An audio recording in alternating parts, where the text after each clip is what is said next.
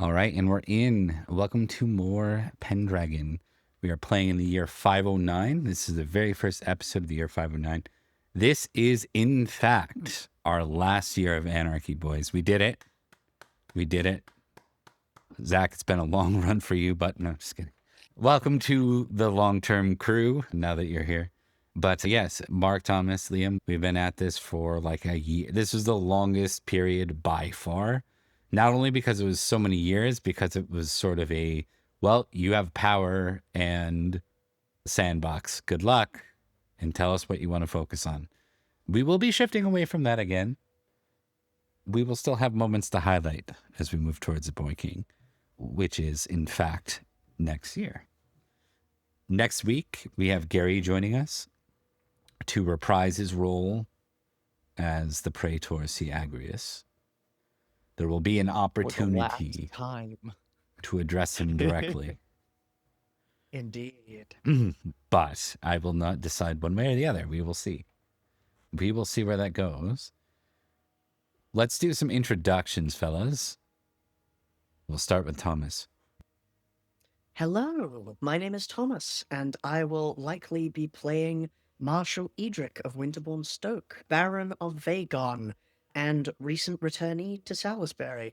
There is much to do and precious little time to do it in. Well, before we shift over to Mark, what can you tell us about Edrich's winter?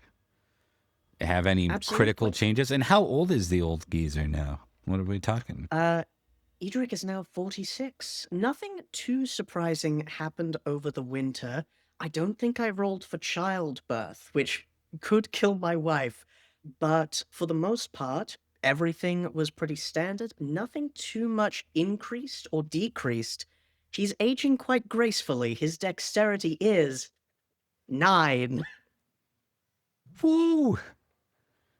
Look at that. Big step up. Big step up. Well, we're going to get into that whole childbirth role on screen here in a minute because we know the folly that is Winterbourne Stoke and its trouble with Indeed. Children. We will go to Mark next. Tell us about Sir Florence's winter. Sir Florence's winter was actually also rather uneventful. Not really much positive or negative going on. He has grown slightly in his stats, but also grown older. So we'll see how long he can keep up his youthful facade. His appearance has already gone down quite a bit from when it started. We're just going to have to see how things go and whether he'll survive what is to come. Indeed. All right. And we'll go to Liam next then. Hi, everybody. I'm Liam. I am playing no longer acting Marshal of Salisbury, Baron Virgil of Devices. He is also no longer the Steward of Durnford. He has been having a very bad year on the tail end of the best day of his life. And I think over the course of this winter, most of what Virgil does is sit around and continue to seethe. I think any action that he takes is mostly revolves around building his little faction coalition in Salisbury of people that get it. Beyond that, I don't think he's being very social with anybody in the party. Understood. And we will get to play through some of these things as we go. We go lastly to Zach, who's joining us from a guest spot into a recurring spot. I guess you're technically more of a guest in these last few sessions since you weren't here for, 3/4 of the campaign. But it's good to have you nonetheless. What can you tell us about Hugin? Yes, I'm Zach, and I'm playing Sir Hugin of Newton Manor, heir to Newton Manor. And, he's back to bring the glory back to the house. It's been a little in shambles since its previous heads of house have been murdered, killed, destroyed, etc. Hugon's plans, he's still very young. I think he just turned 22, so he's kind of still finding his footing as a leader, probably much too often turning to his only living parent and probably master of the Game of Thrones mother, who is totally a great person. I swear she's not evil. Probably. His plans are two different things. Try to sneak into a seat on the council of his Earl Robert. And two, like he has told a couple of people, he now understands that we are fighting knights in the defense of Salisbury. And to fight knights, you need long spears in many of them. So he wishes to make a dedicated force of long spearsmen to counter all of these knights, even Saxon knights. Where are Saxon knights coming from? On that note, I think we should vote again for Edric's child to see if they live or die. Well, first we got to roll, and then we get to vote. Technically, we didn't vote for his death. We voted on whether or not we were going to give him a mulligan that we don't normally allow. So Right. Yeah. we were being pretty just there. That'll less hold up arbitrary. in court. Yeah, That'll we hold just up in couldn't- court. Not saved. It's the Batman dilemma. Indeed. All right. I don't so, have to save you. all right, gents. We're going to move towards Easter. Before we do, of course, I kind of need to know where Florence is going to Easter. Where y'all plan to Easter. There was some talk. Let me just throw out some things that were discussed last time. There's apparently another heir of Uther, or at least a child that could be taken as a pretender, presumably in London. And there's talk of that child being a lady, like a grown lady. And there's talk of that child already being under the sort of target of Siagris. Which makes sense So because I will. no one knows where the boy is. I'll just go through like what the key things are. There is Siagris, whose whereabouts are relatively unknown, except for apparently over the winter, he managed to siege and pillage the castle in Chute Forest, the one with all those lovely stores of gold and librum. So he is probably a very wealthy guy. And when I established that, it doesn't take long to figure out. I made mention that there were crucified people outside of it. That is his signature. That is what he did in St. George. So Sir Brassius would be able to fill that in. So we'll assume that we can give everyone an intrigue roll. You pass it, you know that's a thing. Maybe we'll start with that. And then I'll get through the last couple of notes, and then we can kind of discuss above the table if there's any coordinating to be had before Easter and all that jazz. Florence. Love it. Thomas made this intrigue check, so it would be upsetting if Edric did not. Well, Edrich, you have the ability to share, and then we're going to go to Liam and just check with him as well. Intrigue. Yes, sir. Oh, that's why it wasn't working. Okay. Intrigue check. Okay, yeah, so That's a both success. Virgil and Edrich are aware that the rumors of Siagrius apparently taking the castle, I think it's Lud's Hall or something like that, sieging the castle in Chute Forest and stealing all those lovely royal stores that were being held there. That was one of the things that were on your guys' radar for a long time, but just kept not quite making it to number one priority for your army and stuff. But yeah, Hey, so we couldn't siege it because it belonged to the king technically, but now it belongs to someone else who stole it. yeah. Much easier to handle. Edric will inform the rest. Mm. General. So the other key things is obviously Wessex won a very big war last year. So that's a big question mark. Their position with Cornwall as well. Cornwall is at least worked as an ally for Netley Marsh alongside them. So the question mark of what that will look like in the long run, being surrounded potentially by two foes once again. And then there was talk, lastly, with you guys maybe grouping up more specifically with Silchester. That was a discussion, right? Okay. Indeed. Now with all that out of the way, let's talk about where we want to go from here. Easter is the obvious bet. If we're doing it in Sarum, I'll just roll us forward there and then easy enough. The only reason I ask where is I think there was a little bit of discussion about doing something in Silchester. I will say Florence is not Easter in Salisbury or Silchester. He plans to Easter in London. So he will not be there for our scene, I imagine. Okay. That's no problem. Indeed. As far as Silchester goes, it might be nice to get the lay of the land, but honestly, as long as Lady Jenna is honest about how well off Salisbury v. Silchester is, we'll be fine. So long as we can defend each other against attacks, we're good. And if the Earl asks me to go to Silchester, I will. I prefer to be in Sarum. I mean, what has There's anybody things there. what has anybody in Sarum ever done for me? I mean, Silchester works, Silchester works, so. I mean, if we have to make a diplomatic mission over to Silchester, Hugon is 100% ready to go. Make that sacrifice and do his duty. 100% ready. How good are you?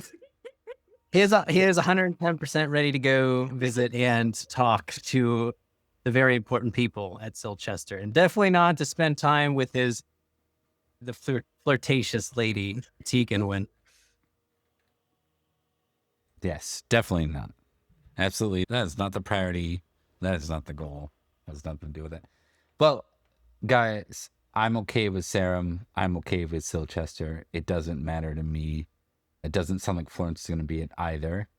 So what makes more sense for Edrich, Virgil, and Hugon? I don't think Robert's suggested anything yet.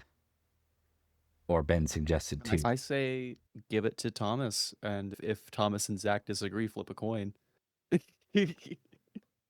I would say Easter, it's the start of a new year. It's probably good to start in Sarum and see how things are. We don't want to be blindsided and come back to King Cerdic came and asked for so much tribute and we've declared war. Okay, noted. Besides, there are clues I would like to track in Salisbury, namely about the whereabouts of Siagrius and where he went. Let us do the feaster. It is feaster time, the last feaster of Anarchy. That's what this Hell episode yeah. should be Whoa. called. And Easter Feaster. all right, here we go. We're just gonna hope this works, by the way, because I didn't check the cameras on this side. I'll hope for the best. How many Thomases will there be? Only one time. Oh, there's two Zachs. I'm a Zach. We're all Zachs, man. Yeah. Yes, time to rule this game. One sec. I can fix it. Maybe not. Quick, Zach, give us 10,000 glory each. 10,000, make it 20,000. There you go. Awesome. No, you're not Daddy thinking big needs a enough. dexterity above 10. All right, let's just see. I'm going to try. If I switch this to Bob, does it stay Bob? And does it move Zach to Bob? Oh, it doesn't. Look at that. Mastering this thing. Mastering it. Okay. We are in Feaster, folks. And this means that I need to quickly clear the geniality. I'm going to get everyone to roll app rolls.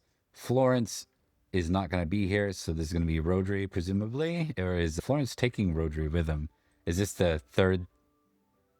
Here's a question for you, Mark. Are you going to play Florence's son? Are you going to play... Oh. Yeah. Interesting. Yeah. Oh. Up No, to I'll you. play Rhodri. You going to play Rhodri? I'll play Sir Rhodri. Yeah. Rhodri's staying here. Florence is doing the London Yep. thing alone. Okay. Mostly because Florence can't trust Iago to do shit. I mean, you're not wrong. He is present, though, if that makes you feel better. And It does not. it's great. All right. Secrets are safe with my indifference. What's family after all, other than a series of complications? Okay, so we will make sure everyone gives me the app rolls. I have succeeded, but only because I'm Marshal. It's good to be the marshal. Well, let's roll Mr. Man here. Oh a my success God, on he the action. passed.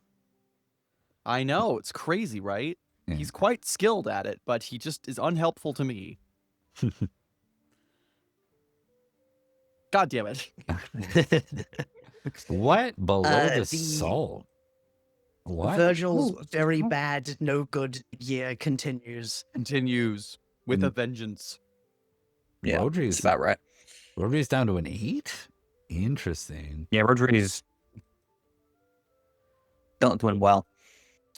Okay, so you find out one of the main reasons that the seating's a little weird this year, and you remember a lot of you guys, they're like RESP, they're like, hey, we need this, we need you to tell us ahead of time. You're like, yeah, you go through a normal thing, you're like, we're important, we'll show up and it'll just be there. And then like, oh, sorry, we don't have the room actually. And that is because Prince Mark and his retinue are guesting Glad here. we stayed. So I will quickly... I have a slightly older version of him. He's like 30 now or something. Because we played a long time. I don't know where it is. He'll never live to be 40. Right? What a shame. All right. And then... And Two- it's open, like you said, it's openly known that the Cornish allied against Salisbury and literally killed our people. It is openly known that they participated in the war. Yep. And yet no one seemed to stop Florence when he came through here. My escaped prisoner. Ah! We didn't know he was an escaped prisoner. I didn't know that we were at war. I just got there. To Hugin's. Hugin, give me a recognize roll +5. Ooh. Excuse me. All right. Got it.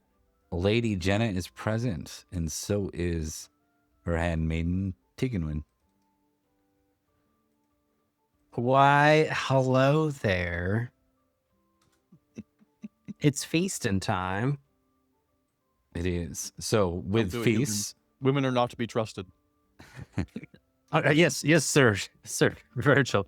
Why are you sitting so far down and on the ground and eating out of a bowl? What are you doing? I don't want to talk about it. well, tonight, folks, we're starting with parsley bread, followed by peacock and hippocris. Are we What sure we didn't pay exorbitant amounts of tribute? What is this? There was no tribute called for. Yeah. All right. And with that, we start our 3-round feast, gentlemen. We start with Thomas.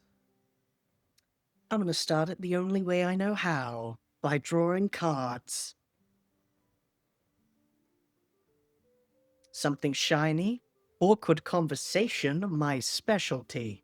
Holy blessing, and queasy. Well, I remember you getting With that this- right. Well. yeah. Excuse me while I I- shit myself. Indeed. I am not, in fact, going to shit myself. What I would like to take is probably Holy Blessing. Edrich has been getting surprisingly good luck as of late, and as a result is now Spiritual 18. He knows that death is coming soon, and he also knows that the devil has taken a very particular interest in his life. He would like to go to the good place. Interesting. So you're getting really into scripture then if you're that high. You're like Yep, following after your brother's he- footsteps. In one direction. Oh, yes, following after, yes, in the Blessed. More Raiders, spiritual than welcome him, in. in fact. Welcome. But yes, indeed, he has learned how to read, specifically because he's made a scriptorum to make Bibles.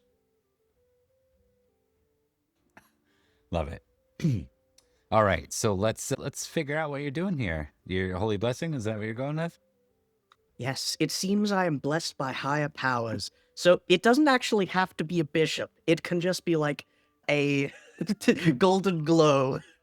The sunlight hidden in the right way. Oh no, we got a bishop around here. What's his name? Yeah, we do. Bishop Roger. Roger. Yeah, good old buddy. Roger's here. We haven't aged him He got up me in, off a like, kidnapping charge yeah. once. He looks a lot older than this now. This is 492 is when he looked like that, and it's the year 509. So yeah, he's not the young bishop he was prior. Indeed. Yeah. Just gonna do this. We are, for those that are just popping in, we are playing Pendragon. We're in our last year of version 5.2 before we switch to version 6. So if you see anything, if you're familiar with the 6th edition that just came out, and you're like, what the hell is this? It's because we're playing slightly older rules temporarily. And we are in the last year before the Boy King period. Okay. Awesome. All right, so nothing happens here. You just keep the card for now, right? There's no rolls needed. And then you are going to get a geniality. Very nice. Yes, I can, instead of making a roll or test, spend the card and succeed automatically. Blessed by the divine, such am I. Indeed. All right, we go to Hugin next. Cards for the first round is always solid. I do like at least having one round of cards. So let's do that. I think you should have above 3,000. That's still 2 cards? Yes, it's 1, 2, and then 4. Cards. So at 4,000, you'll get 3. It doubles, basically. It's 1, then 2, then 4, then 8. So. All right. Ooh, more food. Hugon does love food, so this might be decided. Oh. I mean, parsley bread, right? Parsley bread. It's got your name on it. Good bread. It's like going to the Olive Garden. Yeah. You're going to stop with just one thing of bread? Like, really? Yeah, that's tough. Get some Texas Roadhouse rolls with the cinnamon butter. There's no stopping them. All right, more food. More food. Okay, so we all have to roll for this. Hugon will go around with the basket of bread and share. Way too much bread. All right, let's see this. All right, so this is a temperate versus indulgent, all players. And you have to test both because we're using the old system for this one. So I went out to the Olive Garden and came and got these for you all to share. Right? Right. It's right near Have you guys Wine tried Grove. this? It's the new thing. It's called Too Much Bread. Failed on both. Succeed on temperate. It's a nothing. And then Virgil, temperance and indulgence. Oh my god. Make a contract. Eat your sorrows away. This is a good roll for you because I think you got high con. I don't think it's sorrows. I think he's hate eating right now. Like just like sitting there below the salt, like as a baron. How Well, Lord knows I'm not going to get any good food coming my way again after this. I love it. Okay, so you passed con at least, so you're not going to be missing something that would have been annoying. I don't like miss rounds in board games and stuff like that. It just feels... Yeah, it's it should kinda have a silly. different effect than just sitting out and being bored. You bath and take 1d6 damage. On that note, though, not about barfing, on cards, there are the brand new 6th edition cards, and I'm doing a custom one every week and then posting it to my Patreon now. So just so you're aware, if you like the Pendragons, and I'm going to be targeting just various events. Hopefully so I can slide certain cards in. I'll try to keep a deck smaller, but then like bring certain cards in and pull them out, you know, just make it more. Yeah. And I had one card's up Variety. already. All right. That brings us to Virgil. Is your turn, eater of bread. I'm gonna draw some cards. There's no one here worth his fucking time. Sorry, don't mean that. My nephew, my sweet little nephew, and also my wife, and also Robert. I'm mad at you, but it's okay. Everybody else Alright. can go fuck themselves, though. Lady Jenna, I will duel him in your honor. No, Lady Jenna's here. Never mind. She's the only one I like. Everybody else can fuck off. All right, let's do some cards. I'm at 9,000 glory. Is that still 4 cards? 9,000 is still 4. Yeah. It won't Don't be make a 5. ledger. I'm not gonna look at it. 5's at 16. Don't worry, I'm just switching it out. Ignore the Okay. scene change. No host card. We've got a roaring fire. It's a deck save. Oh, it's a Bernie Pants. But I would be Bernie Pants. Or we've got Wait, how many cards did you Man pull? for All Season. 4. Okay, just making sure. Yeah, you're at 4. Then we've got a Man for All Seasons. You impress the other guests with your consummate knowledge.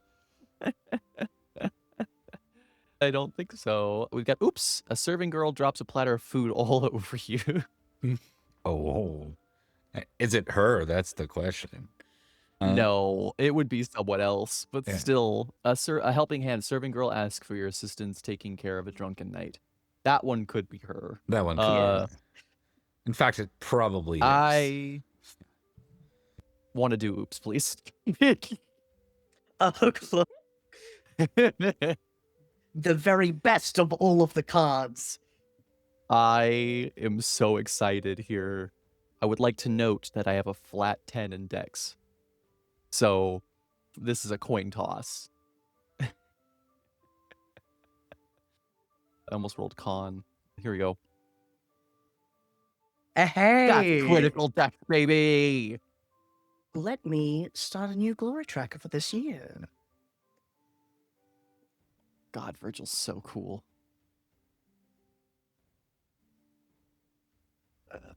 What'd you do? What'd Yes. you do? Oh, Backflip? We're going to Backflip? say this is like a platter of food and wine. It's like parsley bread and there's wine. So it's like she dropped the jug of wine onto the parsley bread platter and then it like launched your way. So you've just got wet and parsley bread flying in slow motion towards you. Virgil is able to pretty deftly, like, just take one step out of the way as he watches it. I think for a critical, it collides into somebody else behind him. Just absolutely ruins their day. And for Virgil, I think for a moment he just sits there and then sits back down. Indeed. Let's see who this is. It's a How critical. impressed was the serving girl? Because we know Virgil needs to impress more serving girls. Oh, she's very impressed, I'm sure. No!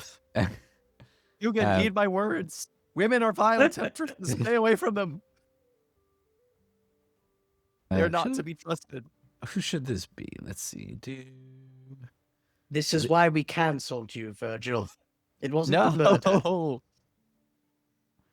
This is Lady Violet. Does she serve?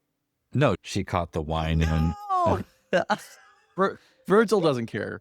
Virgil doesn't care about a woman, but I do. Liam Didn't- does. Oh, wait, who did you just have a beef with last session?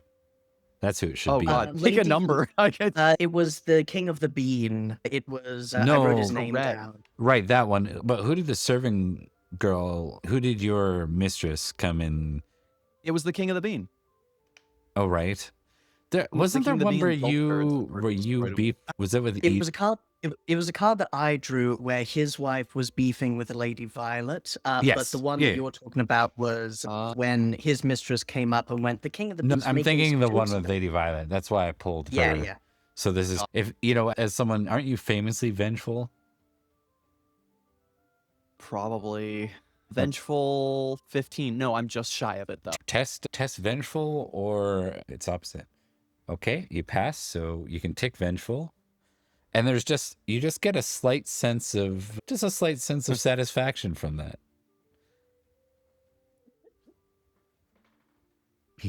Not my problem. Yeah. I'm sorry, Lady Violet. You're wonderful. I'm so sorry. I'm so sorry the Virgil's like this right now. I'm so sorry. I want you to kill Peter Parker.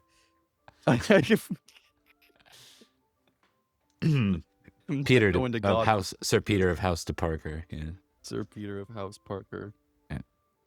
We go to Rhodri next.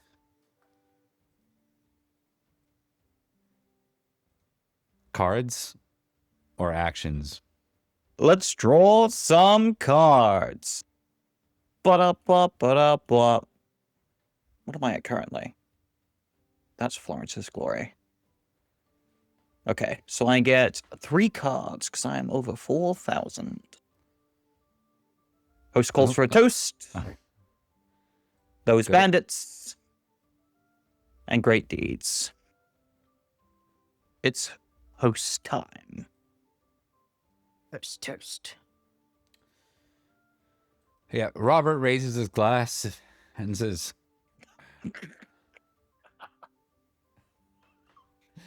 I would like to spend my holy blessing. oh, you get to. What's that do for you? I succeed automatically. Let's review the card. Bring your holy blessing up and side by Let's do side. it. Making any roll or Oh test no, during the before phase. making any roll or test. Oh, no. -4. Put in the mouth. -4 Ooh. geniality. That's rough. Let me record that. I am now on -2. -3. Hey, I somehow succeeded. Maybe that Edrich guy is not as cool as he thought. I don't know. In what universe was I ever considered cool? Edrich, roll me 2d100. Let's do it. Oh, 85 and 99. 85 and 99. That is a good question from Rebecca. Do we have the push mechanic? Nope. Not In for that this. case, no, I can't. This is going to be a minor setback for you at best. Or at worst. Okay, I think Robert's still on his high from Wilton. So he talks a little bit about overall, the toast is supposed to be about the failures turned successes of last year. That is what it's supposed to be about. And then people begin to raise it. But he starts focusing on Wilton because, of course, that was his own personal success, and that's the one that matters the most. So it's all about the victory in Wilton. It kind of curves. And Wilton's an unpopular, it's like a, Yeah. it's not unpopular. It's there are a lot of people, they're like, hey, why did you send my teenage children to war? There's a lot of question marks about Wilton. People aren't happy that they sent all these kids off to battle. And that's kind of how it is. I think like it's been mentioned multiple times repeatedly in Edric's presence, and I think like instead of like toasting, he will say, one battle done against a splinter force of Saxon raiders who are unprepared for any measure of defense does not a victory make. Oh, I said that aloud. I think Robert claps back like immediately. He said, it doesn't stop you from running off to the woods and getting taken by javelins. ha! Oh, I think like Virgil immediately gets like a side eye, and like he grits his teeth. His loyalty lord is not famous. I would like to roll it to see if it goes down on a failure. All right. Yeah. Makes sense. It does not. He will hold his tongue, grit his teeth, and take the geniality hit of being like humbled. -4. So you are -3. Yeah. I'll record Yeah. Yeah. I just. wait. never mind. This feast's going great, you guys. I think at that point to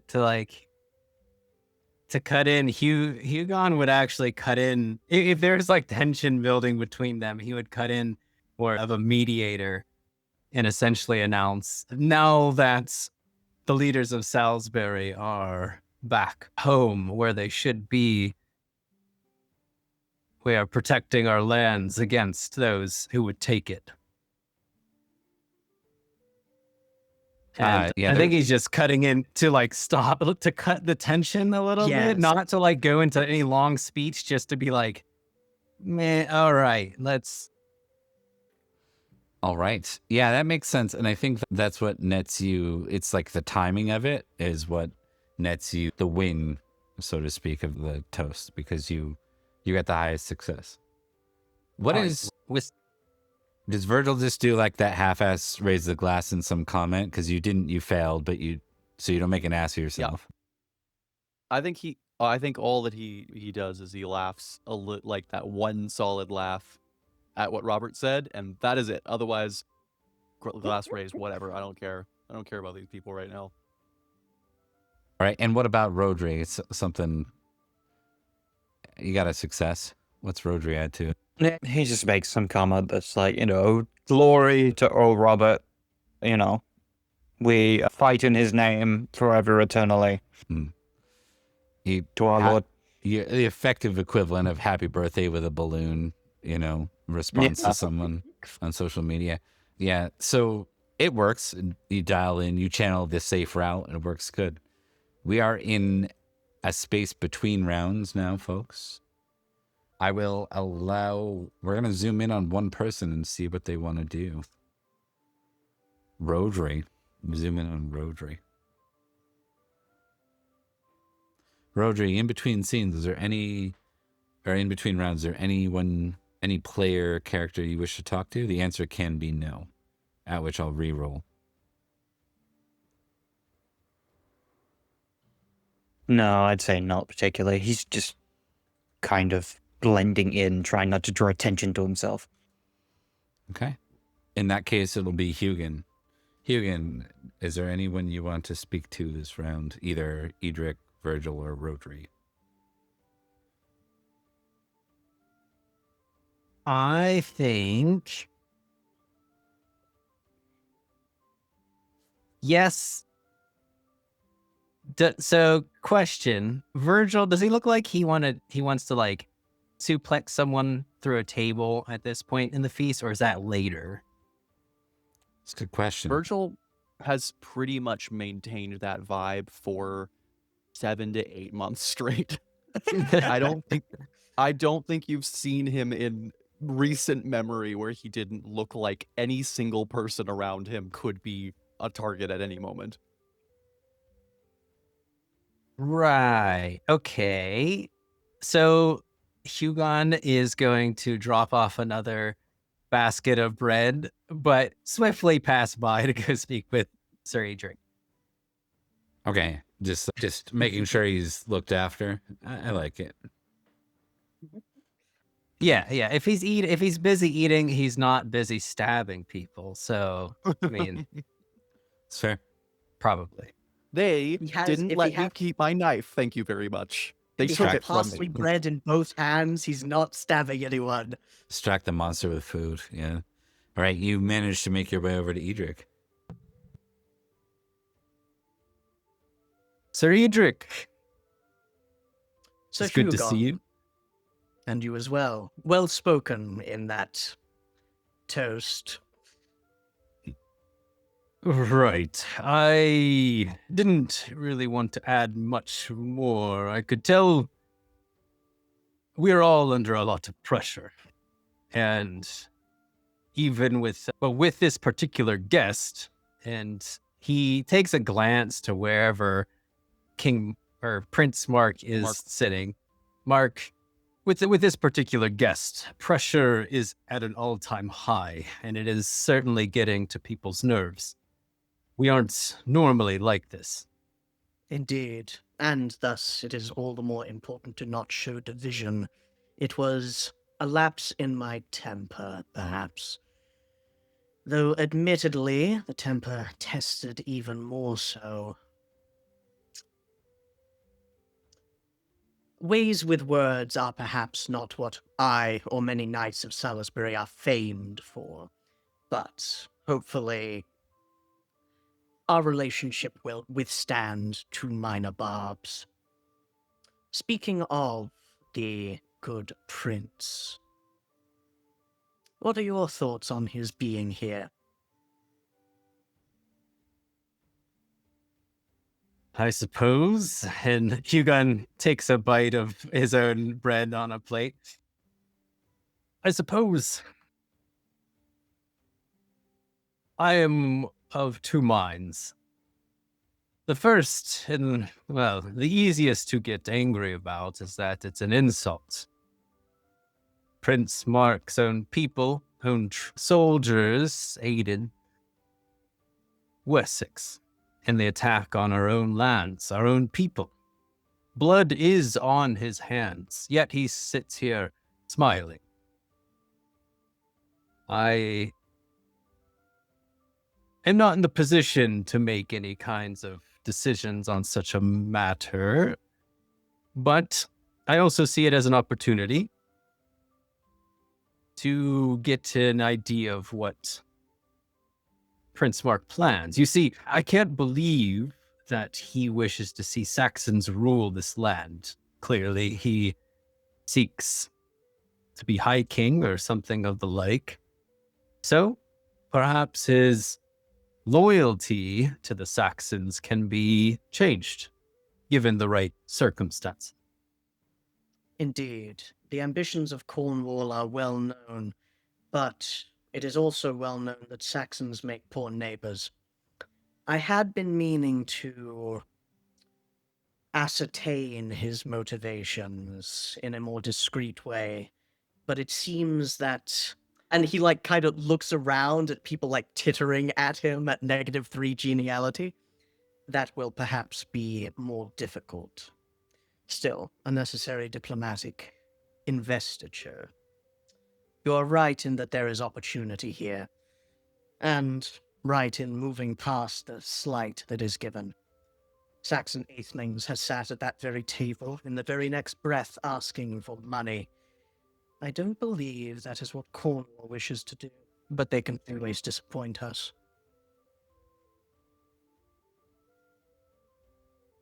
Now that they've very much allied with the Saxons, I don't expect much from them in their table manners. But we are on the back foot,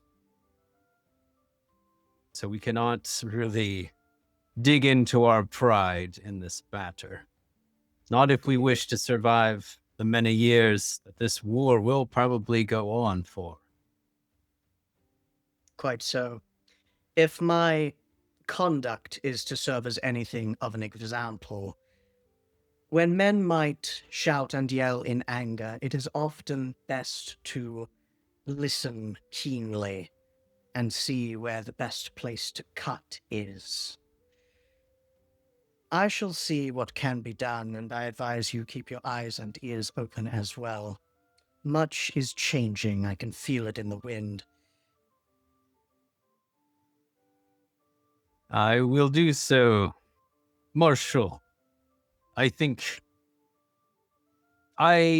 hope that the discussions with Prince Mark, whenever they do happen for his visit here, I hope they go well. And I hope that our Earl, Hugon takes a peek over to the high table. How many cups are sitting empty around the Earl? Probably 2 or so. Hugon, he drinks out of his own cup there. I am one for drink from time to time, but this doesn't seem to be one of those. We need to make sure our Earl also knows. He is... One thing... Sorry, you go. He is our Earl, but he is also young. Or younger, at least. And the wines, they can do such amazing and such awful things to the mind. One thing we can be sure of, wine or no, is that our Earl will not capitulate to threats lightly, for good or for ill. Very true. Very true. But I don't wish to take any more of your time, Sir Edrich. I will keep my eyes open and my ears quite perceptive. I might have to speak with the entourage from Silchester. There's much going on there. Yes, it will be a good idea to gather intelligence from that way. Probably completely misses, like, flirty glances across the room. Love it. All right. With that, we move into round 2. Before we get Edrich to roll anything, you were at 1 geniality. Did you just get -4 or -5 geniality? -4. So this is actually only be it would have been a -2, right? Because you had 1. I was at 1, subtract 1 is 0, subtract 3 is -3. All right. So you're back to 2 then. At the end of my round, yeah. Like in the new round. Round 2, you're at -2. Yep. Gotcha. Yep. It's your turn. -2 is still a penalty. I have faith in my intrigue. However, I also have faith in general. I would like to, before I roll, spend to get an automatic success. And the thing that I would like to do is do some manner of intrigue roll to determine the motive for Prince Mark being here. Kind of rumors among his staff and entourage and like high table of what he's here to do. And I would like to spend the Holy Blessing so I can draw cards for the 3rd round. But yes, that's my intent. I'm just quickly looking at something here just to make sure I caught it all. Yeah, we're good. Okay. So when it comes to Mark, there's a couple of rumors. I think because you're intriguing in general and you're the first one to do an intrigue action, you observe that a number of people, you keep seeing people go up to Brassius and asking questions. Seems like he's more popular than normal. I will note that is an old photo too. He's actually like in his 60s now, but yeah, a number of people are coming up and talking to him. So there's clearly something going on there. It seems that the Prince of Cornwall is here to kind of boast that there is a mutual defense pact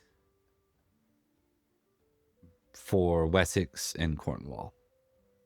So if someone were to invade Wessex, then Cornwall would answer. If someone were to invade Cornwall, then Wessex would respond. What are these guys doing, man? What are they doing? Indeed. That is bad news diplomatically. But In addition, Defense Pact isn't a military alliance. Indeed, it's not. In addition to that, Mark is establishing his father's desire for expansion into Logris, kind of establishing that Idris does have interest in becoming the king of Logris, or the high king that would sit over Logris, one of the two. And he is offering in counter an opportunity to Robert. Apparently, he is here to offer Robert vassalage.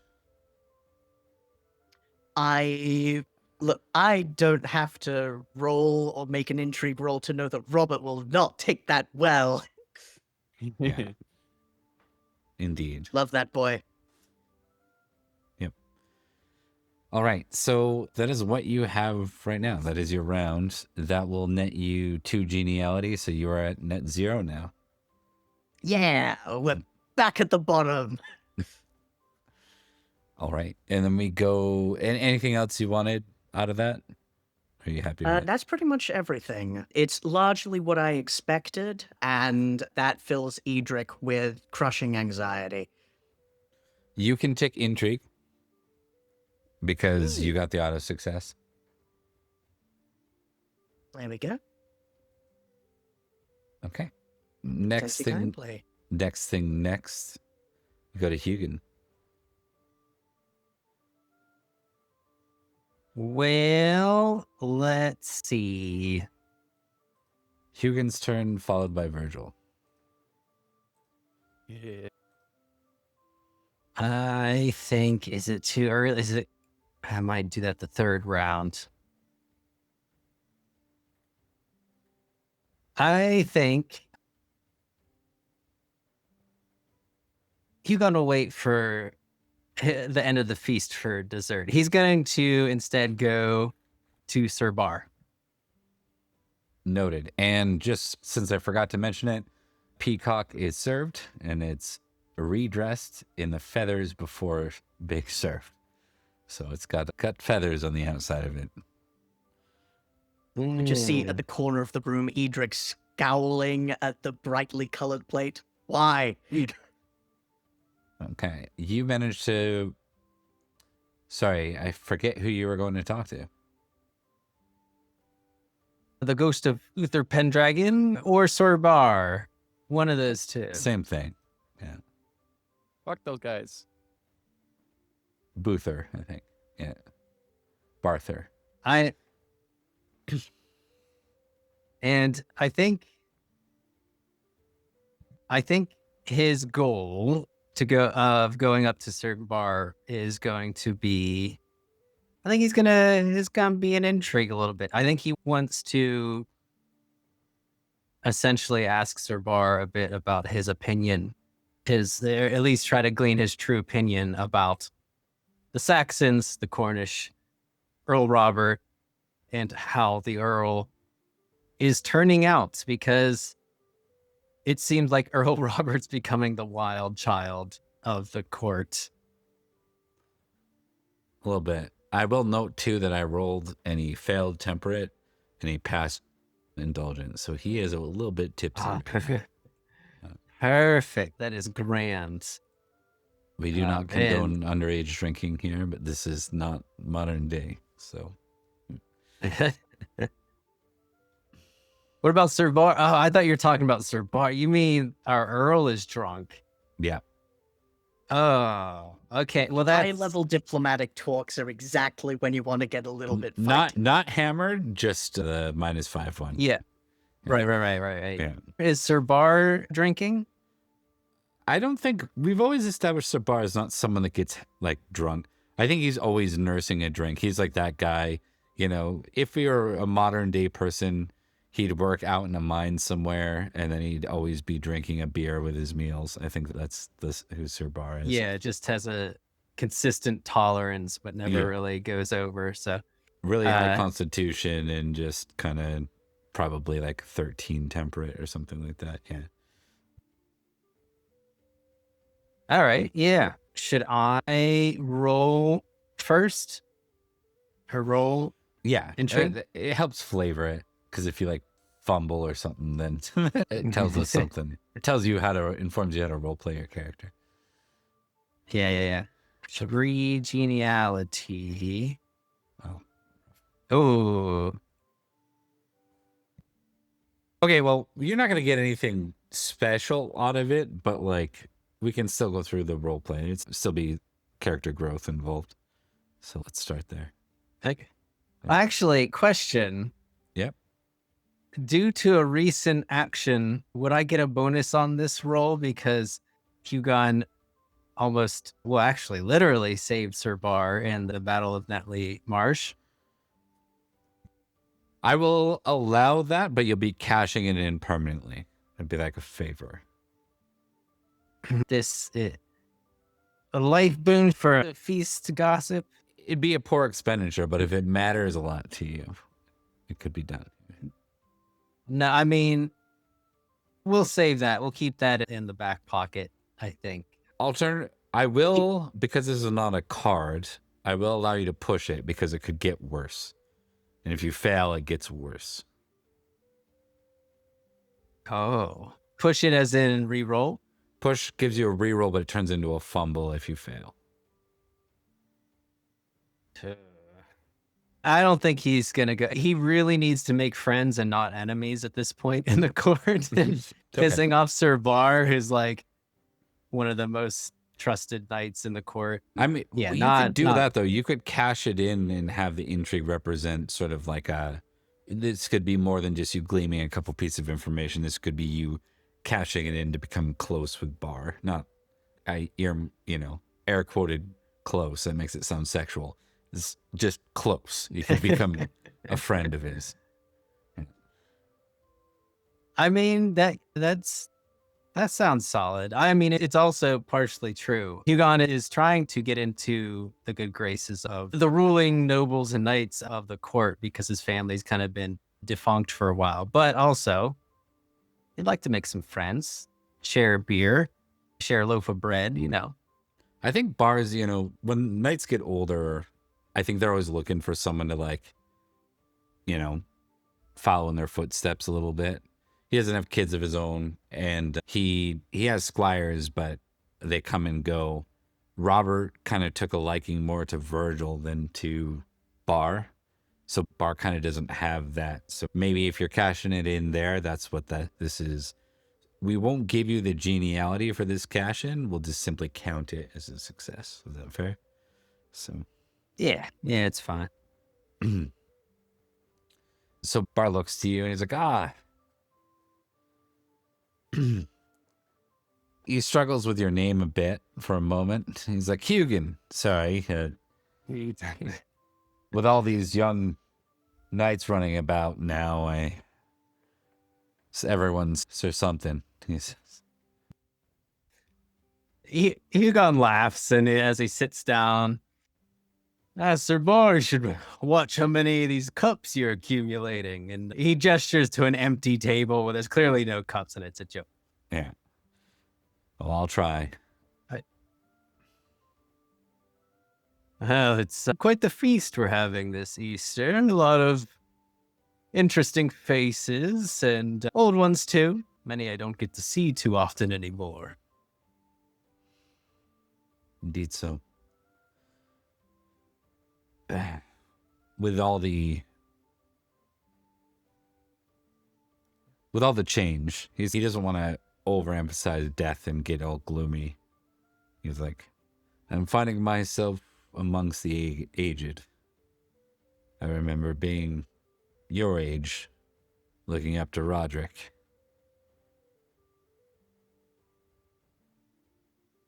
It's an odd feeling. I heard he was a great man, and now I have my Earl to look up to. And he gestures towards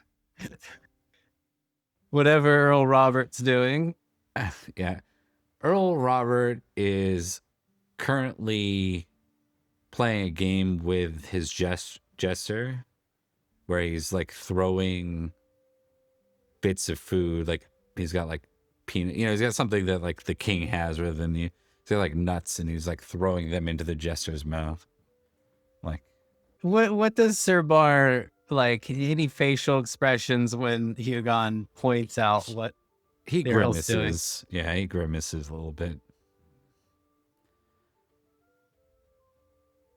Well, I'm sure our young Earl is going to grow into his father's great legacy. Just take a little time. We just have to make sure he has that time. We certainly did not win at Netley Marsh, but that does not mean we have lost the greater war. We just have to find more ways of keeping and gaining more time. Especially with him here. He pokes a thumb in the direction of Prince Mark. Yes. I don't know why he's here, but I don't imagine it's good news. The Saxons are too close. Robert seems more caught up in his own victories than any warnings of concern. It seems that because there was no call for tribute, that Robert feels we've escaped any immediate threat. It seems to me that the Saxons just raid as they like, tribute or no. Our borders are only somewhat protected. There's too much to cover for what we have left.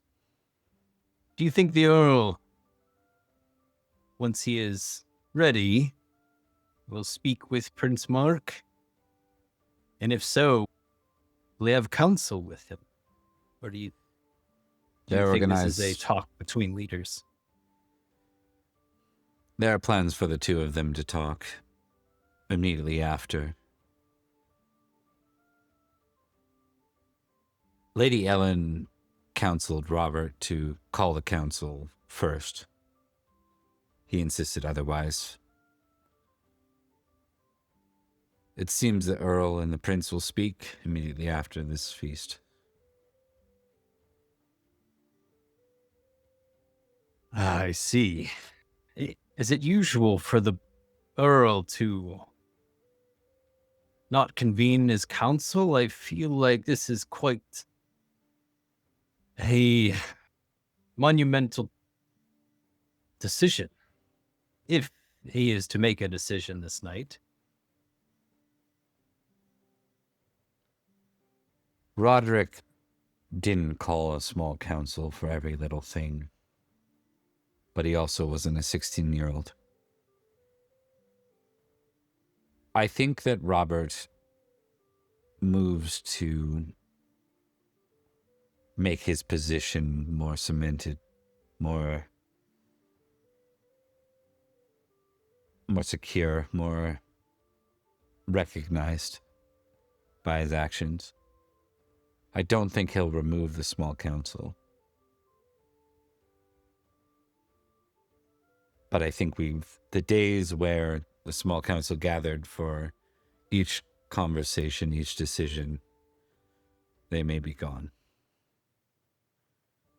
I counseled Lady Ellen not to put more pressure on the boy as he is rebellious. And I feel as if everyone tells him one thing, he'll most certainly do the other, even if there's value in the other. Well, I suppose if he does the opposite of what he is told, there are ways around that. But then again, I don't wish to presume. I know much better.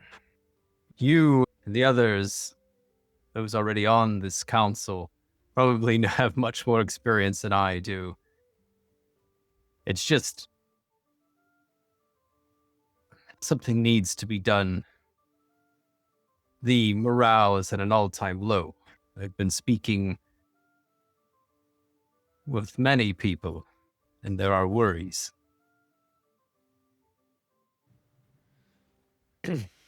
Indeed.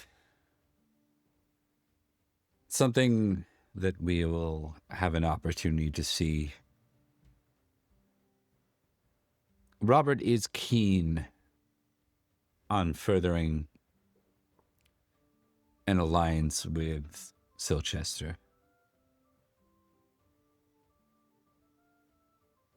He's gone as far as to say that he would even consider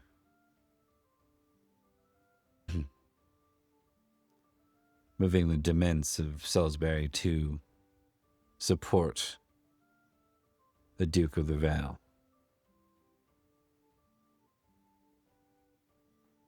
That is to say, that there is nothing stopping yet another earl from owing their vassalage to a duke.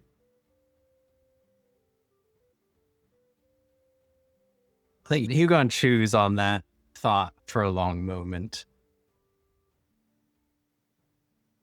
And I think he steals a glance up to wherever Lady Tegan Wynn is sitting. Well, I could see the wisdom in forming closer connections to Silchester. I must admit I'm inexperienced when it comes to moving in such a large There would be a lot of pushback, I feel, with such a monumental decision.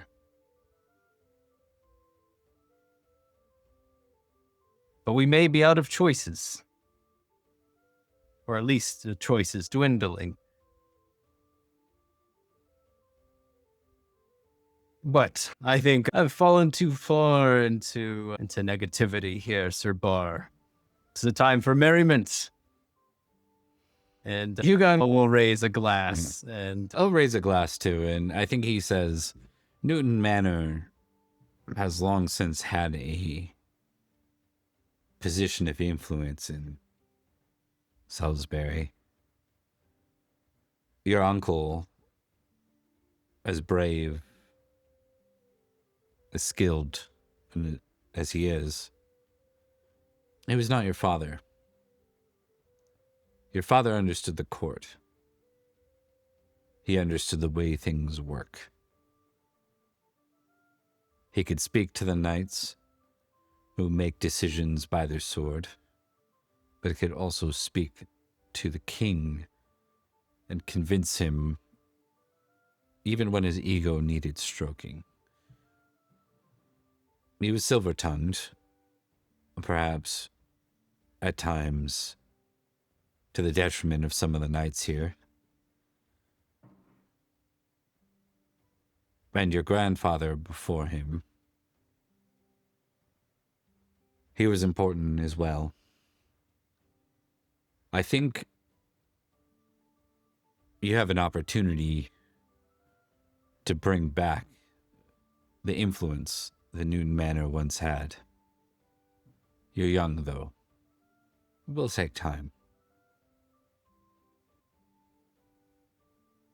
Hugon gives a genuine smile. I only hope to live up to their legacy. My father, my uncle, my grandfather. But it's not just that. The people here, they need good leaders. And we need them. It is all... I just hope we can move past petty squabbles before it is too late.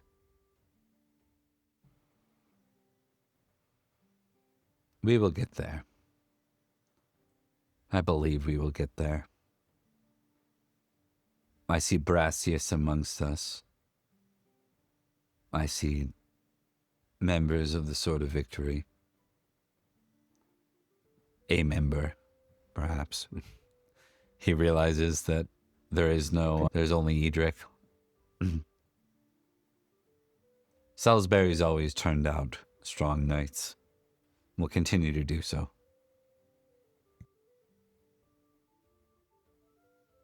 Cheers to that. And Hugon will go for a cheers. I think it's a good place to... Indeed. You do get one geniality for being near the salt. Yeah, so... All right, that brings us to Virgil. It is Virgil's turn, sir. Do Virgil things? It is. Into a table. Well, let's not get excited here. How many rounds do we have left? One? After this?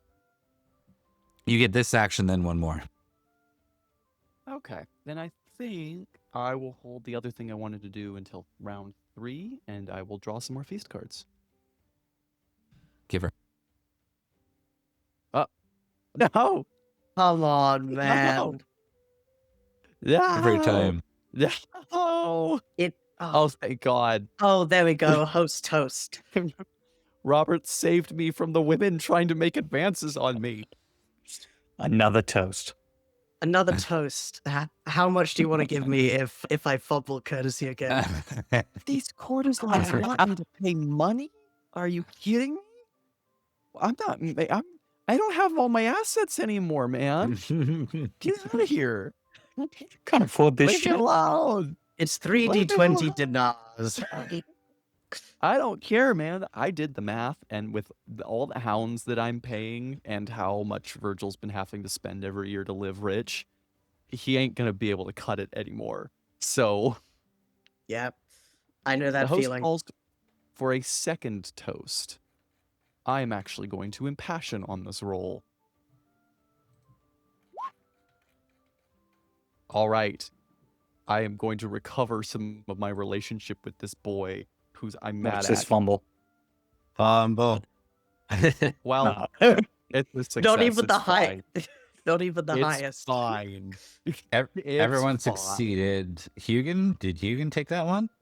I think he did. You can one. Yep. Uh, It Yep. Hugon's getting insane geniality he's- this feast. He's been fairly lucky so far with these. All the relationship with geniality Robert- came from toasts. My relationship with Robert ended. I am now Hugon's adopted father.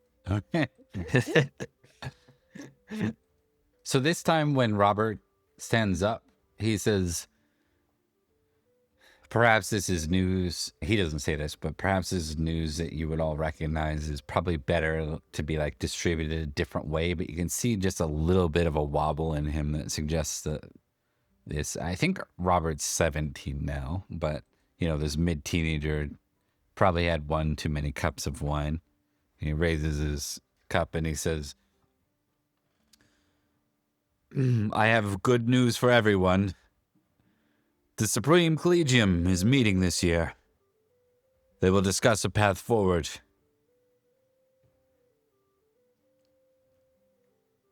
A toast that's to probably Logris, he says. Huzzah to Logris.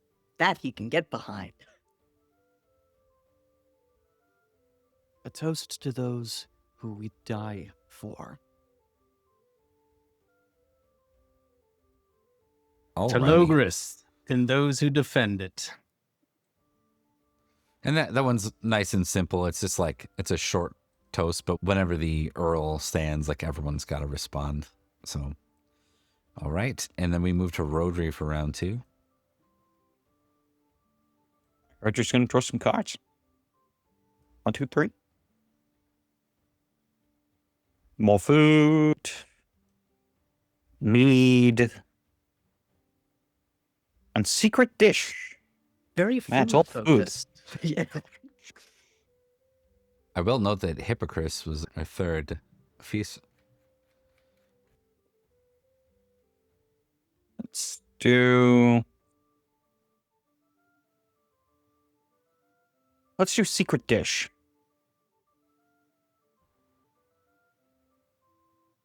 Platter of your favorite food is served nearby.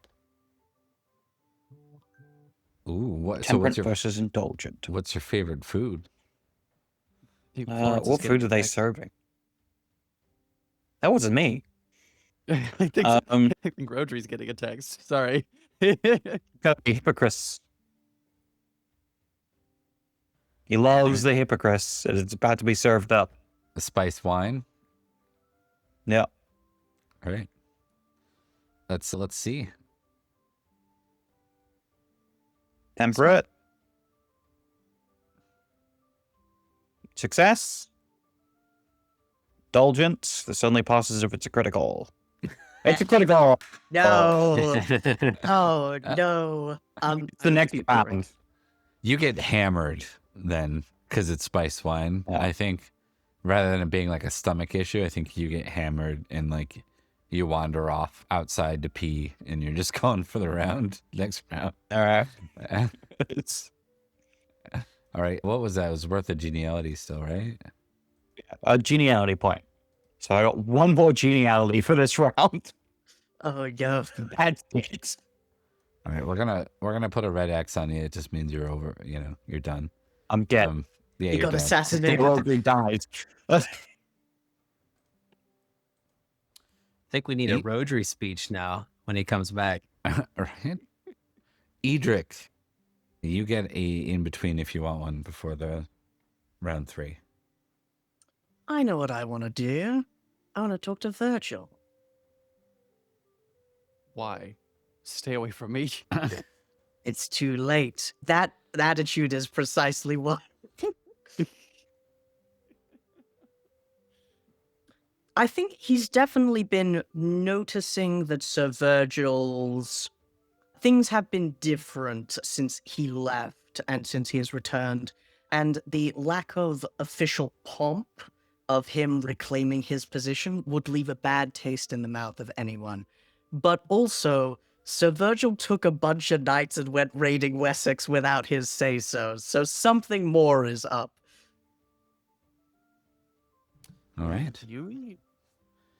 I think Edrich will, because this isn't my action for the next round, this is a Correct. PC talk. He will, fresh from his snoopery, walk past, swooping probably past the very intoxicated Rhodri to sit in the newly vacated seat, just to sit next to Sir Virgil. And he will say, "Sir Virgil, a pleasure." I'm glad to hear that your adventure went well. Well enough. No one died. Well, no one important, he says, thinking of the guard who fell beneath his blade. And he will say, "But I realize, since my departure, you and I have not had many words, and it is plain to see that your temperament has taken a turn for the gloomier. I wondered if all was well." Do you think? I think, in terms of that answer, matters are... If I am not pressing, is it matters at home or political? Would you like me to give you a list, Edrich? 'Cause I can. I think I would like to, but I will note, I consider you a friend. I consider you, and indeed what you have done for Salisbury, to be among the best of our peers. Indeed, I think if anyone else were chosen for my replacement, Salisbury would not be in the position that it is now. I say this as a preface that I respect you, but that respect will not last forever if you continue to take my knights and raid lands with unsanctioned assaults. With that in mind, and understanding there are limits, I should like to hear what ails you to see that I might fix it, if I may.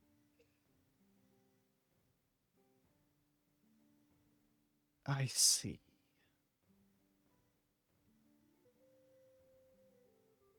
You didn't come over here to check on me, Edrich. Not because you cared. I think we can leave it at that. Your message has been received, Marshal. A sword can do many things. It can kill, and it can parry, defend. I care, but I am in a position where I have to care about multiple things at once. Certain things that take priority, aren't there? There are. I've seen you.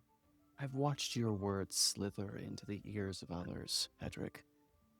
You won't be able to change my mind about this. Your message has been sent. You've made yourself clear in multiple regards. Very well. So long as there isn't an understanding, I'm content, if not pleased. I wish you the best.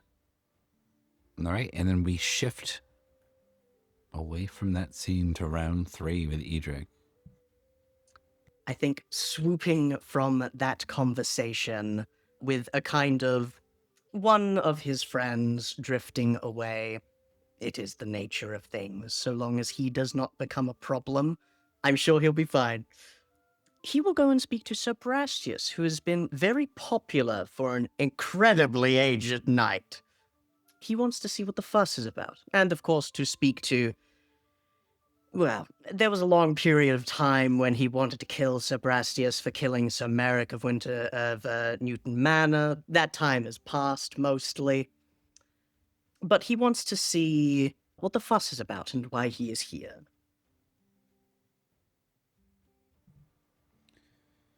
All right. You managed to find Brastius easy enough, the old war hero, and at times your foe or rival or whatever you want to look at it, the slayer of your sire when you were a squire still, right? Or no, Indeed. you weren't a squire. You were knighted already, but Yeah, I was nevertheless. newly knighted, yeah. All right. Yep. Brastius kind of turns. He's talking to various people, and then he turns to you next. Sir Brastius. So, Edrich. I want to say that it is a pleasure to see you, and I apologize for the circumstances your wife found herself in a few hours ago, namely getting fully crashed into by a runaway plate. That last bit was out of character, hence why it was jubilant. But in character, Edrich will say... She's probably not here anymore, too, by the way. She probably would have Yes. left. Yeah, I would have made left to clean up. Yeah. But Edrich will say to Sir Brastius, it is, of course, always a pleasure to see you here in our county, but I must say, you have a reputation and a well-earned one, but tonight you seem to be the toast of the feast. I'm wondering why so many are speaking to you, and if there is news to be shared. Make an intrigue roll. Let's do it. Success. Yes, I'm not so certain why the boy is not aware. The Collegium's already met. Already met. I see. The met Earl is over operating winter. off of outdated news, then. There will be a Do tournament you know?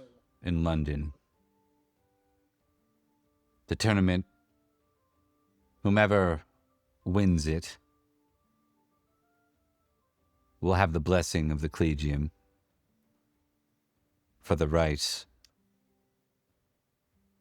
of thy king.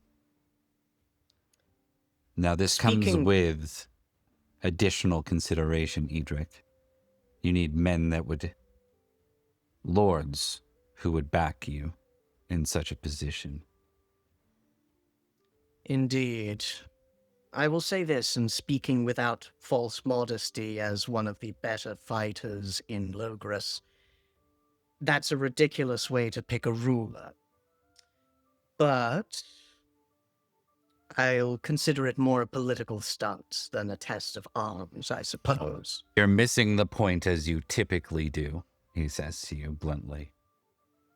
An interesting way to speak to a marshal when one is a guest, but please enlighten me. It's not about a tournament. It's about backing. Which side beats which side? Who can hold the throne, not just gain a success? This isn't about sorting. I know it's hard for you to understand. It's never been about sorting. This is about loyalty. This is about Indeed. the right to rule. And Logres lacks a king. Now, I've had conversations with Brastius before. Has he been this short with him before? No. Is this something that I'll need to roll something about? You can inquire. You have no yeah, you're right. He's not been short or rude with you in any way. Yeah. You are in a position where I have not had a very difficult night. So instead of pressing the matter in an untoward way, I will simply ask, have I offended you in some way? Why do you speak to me as if I were a child or a brute? I speak to you, Edrich, the way you've earned for yourself. You might be a marshal and a baron, but you've done very little to further the support of what is to come. Perhaps I'm just upset with you for allowing a significant portion of wealth to go to the one man capable of ending everything before it begins. Allow? Brastius, minutes after Merlin comes into the court and tells me to seek out a man to defend him and join forces with him, he is massacred, tortured to death, and left as a marker. Winter comes, and indeed, as I put together a group to search for him, instead of assistance from the people who should be supporting the Pendragon, instead someone comes in to bring mention of attorney. You have not done much of use either, but I will admit, until the last year hence, I believed that the Pendragon was a boy who died on a field. Now that is no longer the case. My eyes are open. But my question to you is, did you believe that the Winter Prince was the son of Uther Pendragon? Or were you in possession of all of the facts and refused to assist the one who actually needed help? I knew that the boy was an heir. I didn't know that Matic had one. It seemed to fit. Merlin found me. I almost slew him. He called for peace, and peace was found. Then our stories in this are the same. If I might read behind your barbed words, I will see this. You are angry that you were not as useful as you could have been in what is to come, and so you take it out at someone else. What have you done since winning your tournament that earned you your position, Edrich? You shouldn't be against such things. That's why you are where you are, yes? Indeed. You should be aware of And how it these is- tournaments work. That wasn't about you sorting the best. That was about having the support of a big enough retinue to fight for you. Indeed. Much politics went into it, and if you say swording like that again, my respect for you will plummet. I will note this. I have done much to lead men. I have done much to foster this nation. I have done acts which, I admit, I am not proud of in the name of realms who consider us a frosty ally at best. I have bankrupted my house to the point of insolvency for wars that aren't even mine. And I am upset that a mercenary knight looks at me and sees that I am not doing anything useful. I will consider it a compliment on my subtlety rather than an insult on my effectiveness. Now, if you do not wish to apologize, I believe it would be best for both of us if we do not speak to each other again. I'm a mercenary because no one deserves my knee. No one deserves my sword. There is one, and they have yet to come. Then that is that. Have a pleasant evening. And he'll walk off. Well, I hate that man. Joe. Yeah, no doubt. Roll a d6.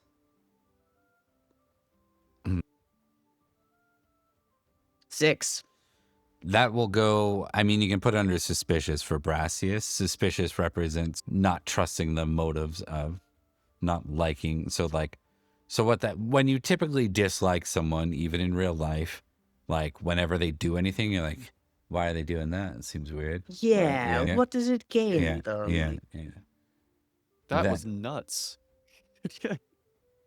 Indeed. Yeah, you have to Yeah, remember, so- he played a role too with Newton Manor during the whole tournament here. Yeah. And then he's effectively blaming Edrich for not getting Lewd Hall. Because now Lewd Hall is... Yeah. Yeah. Which, I mean, Edrich defended that. Like, there was no time to get there. He was just dead. Well, I mean, obviously he would have been referring more to previous years.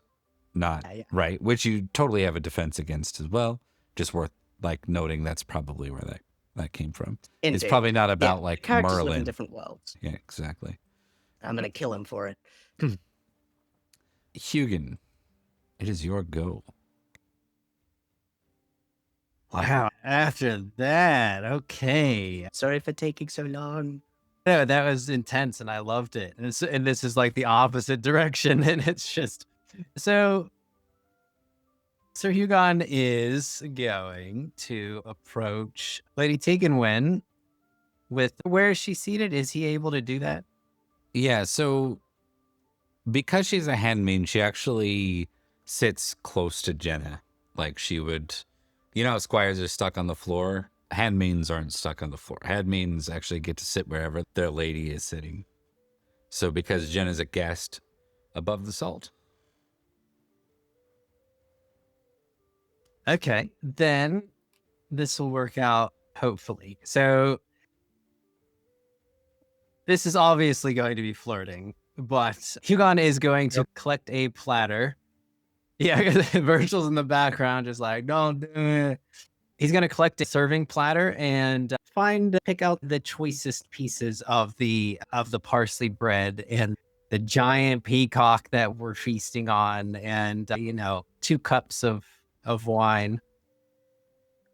And he's going to approach, and if allowed, I'm not sure if there's someone he has to get past to get to above the salt. Well, it'd normally be bar, but given what happened last session, I think he's like, just don't talk to Robert, please.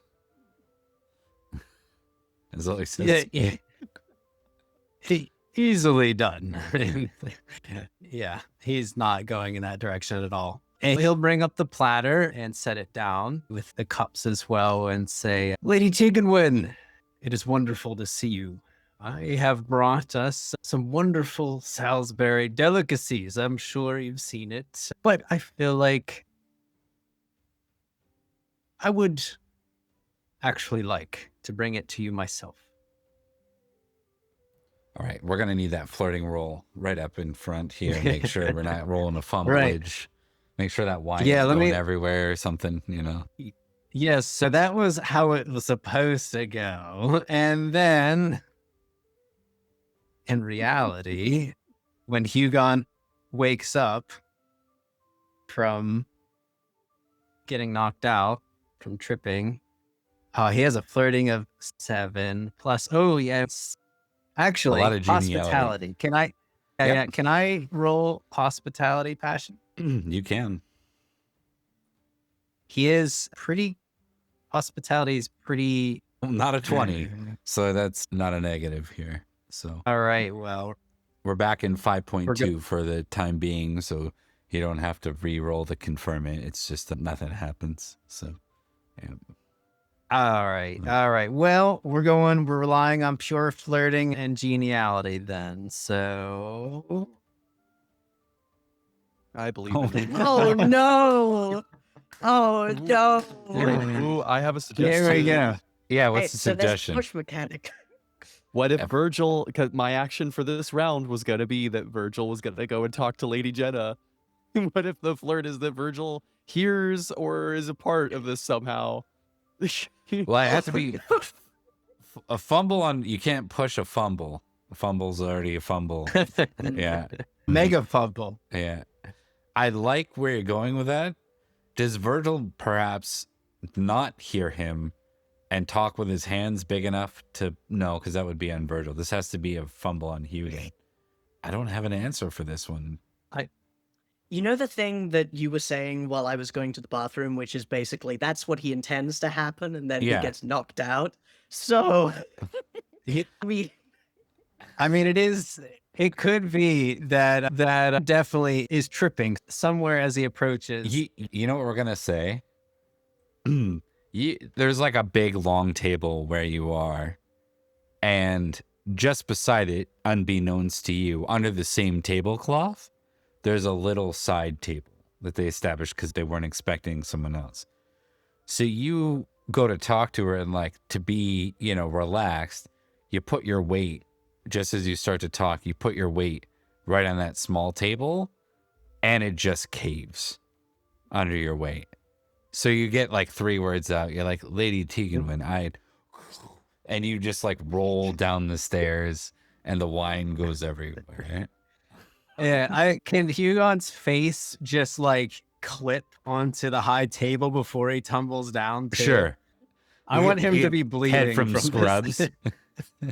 Just smack and then rolls. Okay. Oh boy. And Hugon's a big guy, size 17. So like he rolls like a very clumsy boulder, and he probably crashes into somebody or a few people. I think as you look down. up, Virgil's just there, just about to like step past you or whatever. Are you all right, Sir Hugon? Just kill me, Sir Virgil. I think for the first time since the last time that he laughed, I think he gets a laugh out of Virgil, and he goes, "Only God will determine that, friend. Come on. What were you doing up there?" I think he takes an arm to stand back up, and he wipes his face, which is now his head. His forehead's now bleeding. Well, I was going to talk to that lady up there. And he steals a glance, just a glance, because I think he's so embarrassed that he can't actually look at her right now. Which lady? What is You the want me to talk to her for you? Well, that's good. No, I'm gonna check her response real quick too. At the same time. Do you have any? Yeah. Do you have any of her stats? Like, I just need to make sure if she had any. I took it. Hold on. Can I just send this to Knights of Salisbury? Yes. Of course, I took a screenshot of it. Awesome. Okay, let me just check it real quick. Arbitrary 18. Does she have like pride high? Anything else? Honor high? 19, spiritual 13, Okay. stewardship 16. You're like, Yeah. oh, that guy needs work. I can fix that. I can fix him. How did your first interaction with her go? I mean, you helped her, right? That's what I remember. Yeah. I think I drew a card, stepped in for someone who was Yeah. being rude to her, and then flirted successfully that time. Not so much this time. Okay. Yeah, I'm going to test something for Robert. I'm going to see, because he is drunk. I'm going to see if he like laughs and points or something. Points, like, points and laughs. Do we get a Sick Joffrey the moment? jester. Yeah. Look at the silly little man fail at expressing his feelings. No, he just kind of he chuckles, but he like hides it and he like avoids anything from being seen. Teganwyn will wince, but like seeing you're embarrassed, she doesn't. It's hard to read for you. Like you can't tell. She looks like at the very worst, she's like, "Ooh, that's gotta suck." Like she's at least empathizing with how that's gotta feel to be in front of a crowd like this. Dude, that guy just embarrassed the shit out of himself. That's such a bummer for him. Oh, slimmer. Yeah, I think God will. Can I? Well, I don't. It's not. I can't do another action, but he's gonna say, "No, Sir Virgil. I appreciate it. You don't need to go and speak with her. I will recover and pick this up at a later time." You say so. Though, you've charged into battle. I'm sure whatever you're doing, This is not nearly as valor-inducing. No, I think I would have rather been hit with a great axe. He wipes his forehead again. I need to get something for this cut. If you'll excuse me. Love it. Oh, what a fancy little dab. Okay. What we're going to do is shift to Virgil for the last action because Rhodri's away. Let's go. And then we're going to move into the next scene from there. Virgil would like to go and make his way up to see Lady Jenna this round. All right. You make your way up to see Jenna. Jenna is available. This will be in... Actually, we're not even going to give you the intrigue roll. I think there's enough distraction here. You can just get up there. What are you doing, though, as far as an action? Like, what do you want to roll? I would say this would probably be a courtesy roll. But I think intrigue could apply as well, depending. Virgil wants to feel the waters about how Lady Jenna would feel about something specific, and I think I want to wait to reveal it until Virgil says it. Understood. Go ahead and lead the way. As Virgil makes his way up, he kind of, sets up in front of Lady Jenna and goes, Lady Jenna, do you have a moment? Of course, Sir Virgil. I hope you're doing well. It's been a challenging year for many nights. I wanted to discuss something with you. It doesn't need to be in private, but I would prefer if you and I at least took a corner.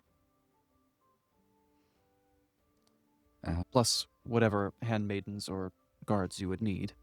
Of course. She motions and she'll walk out to the balcony with you. Handmaidens along so as not to have any gossip of promiscuity, saying she and you are both married.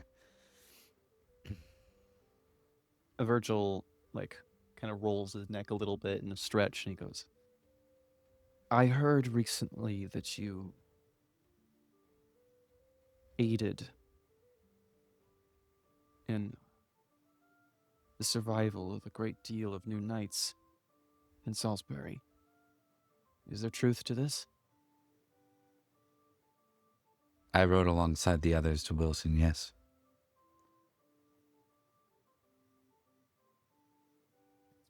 I see. There's... This last year, my nephew, Jaren, was knighted a little early. Not by much, but it was sudden, and, well, his holdings finally passed back to him. And I was unprepared for it. What more, Virgil has come to... No, I'm Virgil. Edrich has come back, and they gave him the marshaldom without even a second thought about me or how I served. They take more and more from me. I've realized that my son Cato is of age. He could inherit my territory, my barony, my...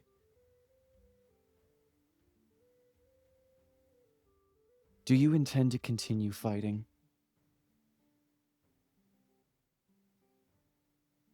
Like I did in Wilton? Yes.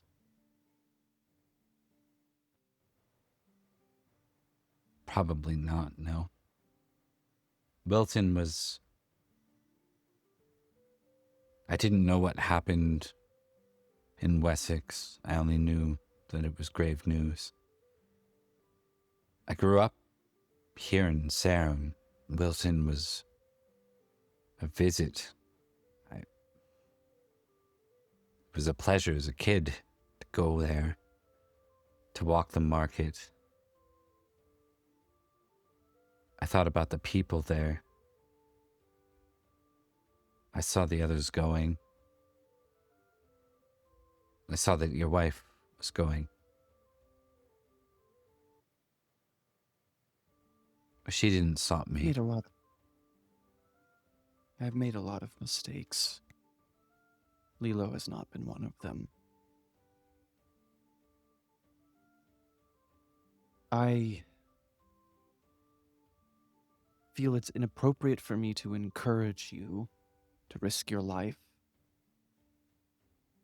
There are knights whose duty it is to do so, certainly. But I understand feeling a call.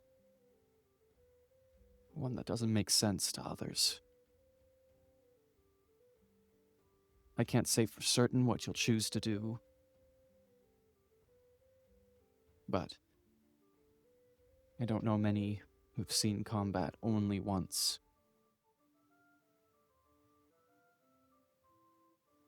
Should you and your brother allow it, I swore an oath to you that I would protect you.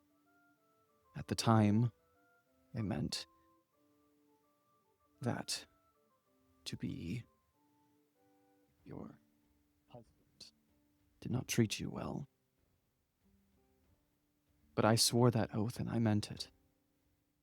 If you were to fall in battle and I was not there to fall alongside you, I would find it a breach of my oath. Do you understand?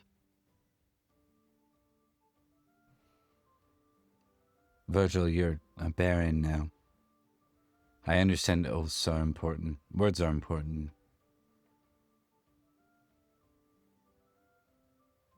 But your life is Robert's, not mine. It's me. I would enter into your service. My barony means little. I know that he gave it to me almost on a whim, as a reward, and I know that he lacked the authority to do so from the High King. If a High King is chosen next year, there is a chance that my barony will be revoked anyways. Cato's just as capable as I am of running it. But I'm a better soldier. I'm not. I don't think they value me here. I don't mean that as an insult. I made you an oath. It's important to me. I will not ask you to do such a thing. I think at this point we need a roll for sure. Probably. Yeah. What were you thinking? Would you like? Courtesy, I think. Yeah. I am going to use my honor to impassion this as well. Thank God. Ooh, that would have failed. I'm very glad to have impassioned. Right? She simply says, I think you would be foolish to give up such a thing, Sir Virgil. I need to say that first.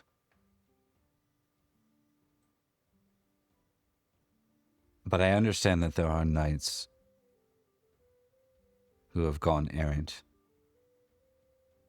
And you are no longer a young knight.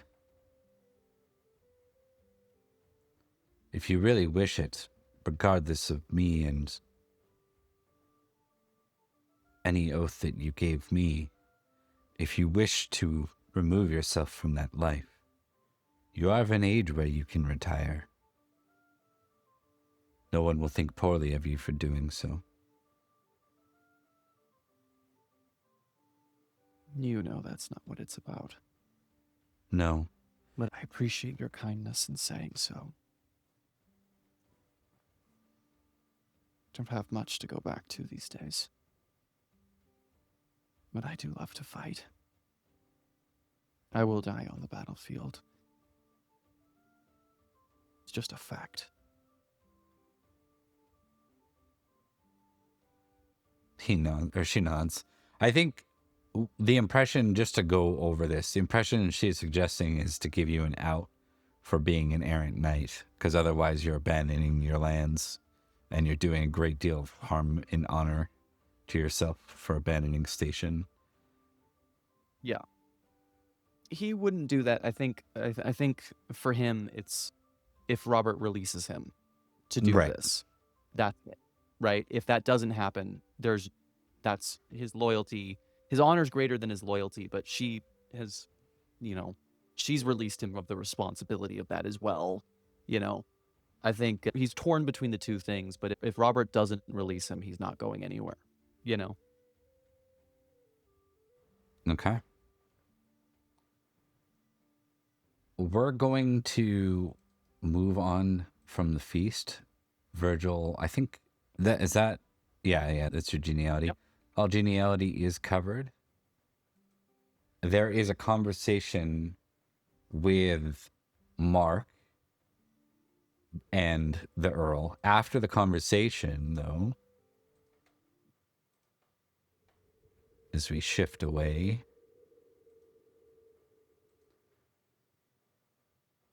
the small council is called. Now, out of character, we haven't had the opportunity to play it on screen, but in character, Edrich promised Hugon that he would put in a good word for him and maybe see if he can get him on the council. Can we say that happened? I don't think you had the actions, nor did you take them during the thing. So unless you did that, No, I mean, like was this- last year. We talked about that last year. you are a very busy guy. Here's what I'm gonna do. Fair enough. I'm gonna get you to make a clerk I'm test. sorry, Zach. Oh. My clerk is not the highest. Let's see. Okay. Bare failure. Slip the mind, and you realize now, just now. Kicking Yeah. myself. Yeah. Sorry, Zach. I'll get you in next No, time. No, don't worry. I've got a reason to bring Hugon in, but not to, you'll see. It's an interim one. So, Robert, you can tell already the immediate, and of course, Florence is Rhodri. In this case, Mark, you're here as Rhodri. But, Robert, the whole tone of this gathering feels different. Robert looks annoyed as this is just about to start. He says, "The Cornish, bold. They'd ask me to bend a knee to them, some foreign king. Fools." Their ambition know very few bounds. It I'll was almost die before I expected they would serve demand someone it of from you. Cornwall or the Saxons for that matter. Well said. At this point, Robert adds, "We've received news from Wessex. It seems that, it appears that Winchester, yes, that's it. It appears that Cerdic has named this his future seat. As most of you know, that sits close." He looks to Bar and he says, "How close again?" And Bar says, Earl Robert, Winchester is the closest castle to Duplain along the road.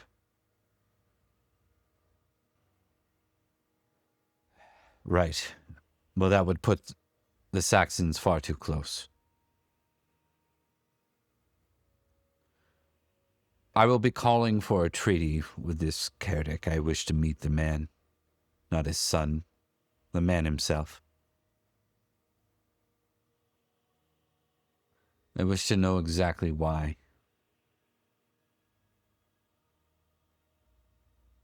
I believe that is fair.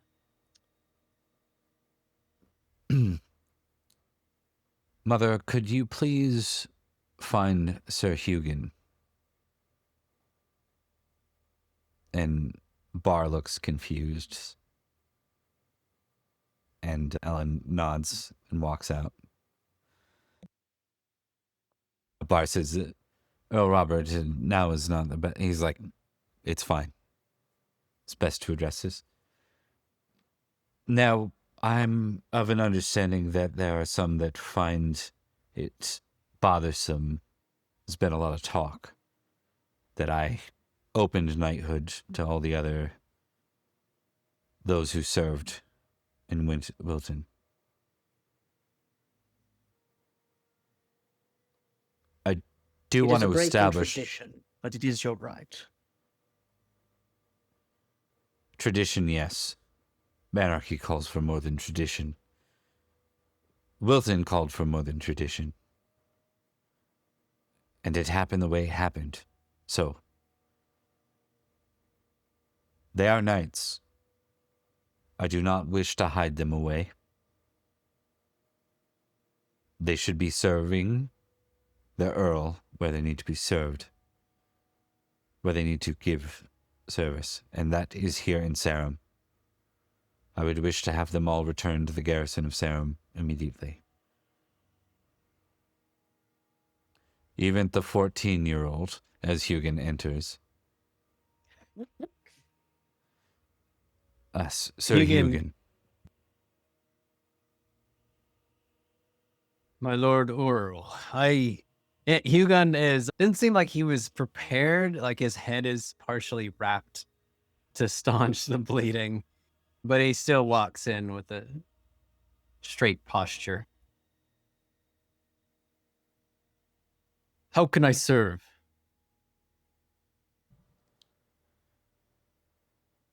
I wanted to offer you an apology. I meant to knight the 16-year-olds. Was it cousin or nephew? What is Cousin. cousin? Your cousin slid into the mix. I should note that I did not ask, or explicitly said, those of 16 years or greater. And there were some who fought at younger age who did not step forward.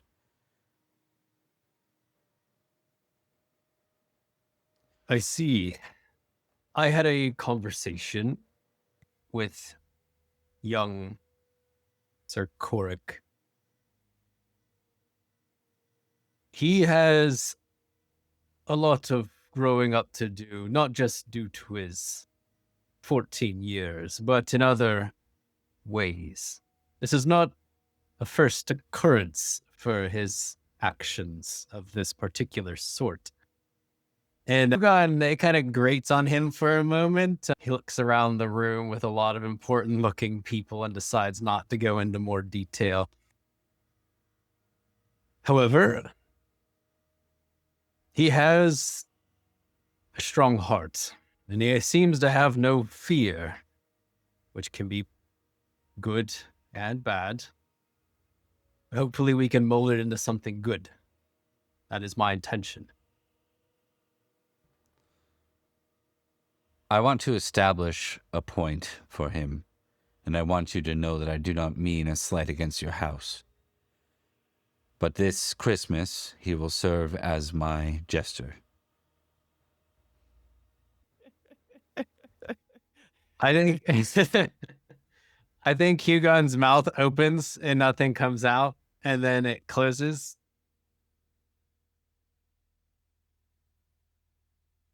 I see. I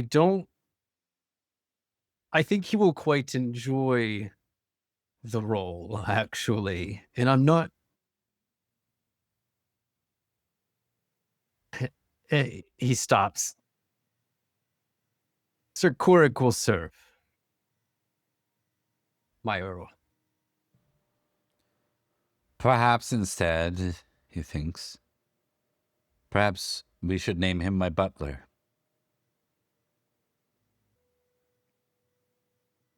Oh, I think any of these roles would fit.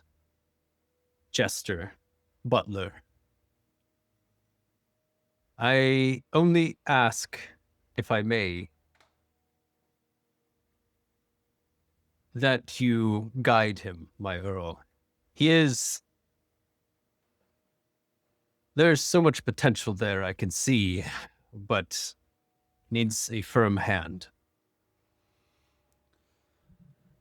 This goes for Sir Bar's recommendations. Sir Hugin,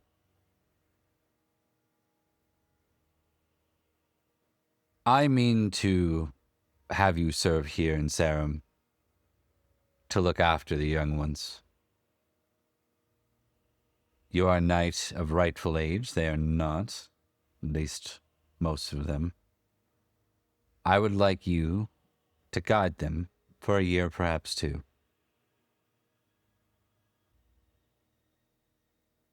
Hugon nods slowly as he tries to comprehend all that entails. I happily welcome the honor, but I myself was only knighted a year ago. There are many experienced knights.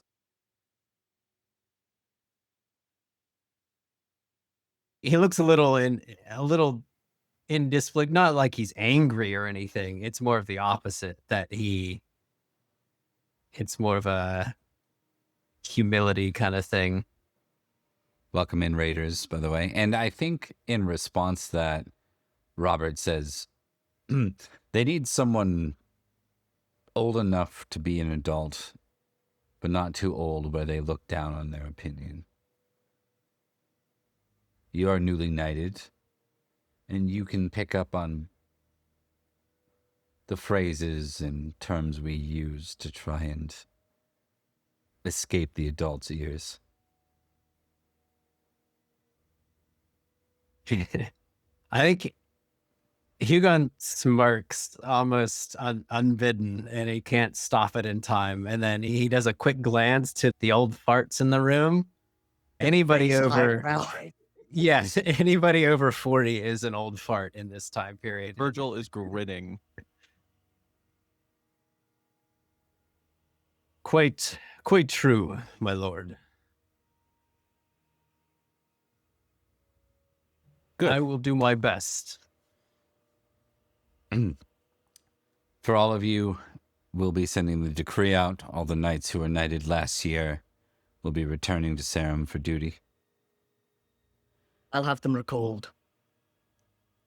Sir Edrich, I would like to double our garrison in Duplain. That was already on my to-do list. I'm drawing men from the northern border as we speak. From Devizes and the hill overlooking Gentian. He looks to Virgil. Whatever the marshal says. So, Rhodri, Sir Florence's seat is now yours for the time being and henceforth. Sir Florence is not welcome in Sarum. I see. And what of his son, Lucius? So long as Lucius remains sworn to me, he is welcome here. And I assume that he is in line as heir to Idmiston, as is his rightful place. Such has not been revoked. Understood. He fought beside me well, fought beside us well in Wilton. I will serve, as always, loyal. Robert doesn't know, by the way, how he did. He doesn't really pay attention to details of other people. He just looks for himself in the picture, you know? But that's what he says nonetheless. He didn't die, so that's gotta be mean something. And in his defense, he did fantastically. I think got the most glory before knighthood. Yeah, but Yeah. Robert wouldn't know that. Yeah. If you ever get a chance to, please check out Ink and Lyre. They put on some amazing actual plays. It's true. Okay. So with that, Robert says, these are the matters I care about the most. Anyone else have any updates? Anything important? I request a discretionary convoy to investigate the sacking of Sir Wynn's Hall and their crucifixion. I want to find out who killed them, follow them, kill them, and reclaim the money. You are a baron. If you can muster a convoy, perhaps too, you're welcome to do so. Indeed. Thank you, my lord. Indeed. You will need to name a second in command, or does that fall to Erwin? In this, it will fall to Erwin. Unless, of course, agreements have been made beyond my purview. Erwin has not been able to. I should have had him off the list, but Oh, he says got you. Erwin is not present because he is in Duplain, trading with Got you. Gareth. In that case, he will say, I will speak to Erwin to see if matters have changed after the performance of the acting marshal. No, that sounds problematic. We'll assume Erwin is second in command. Very well.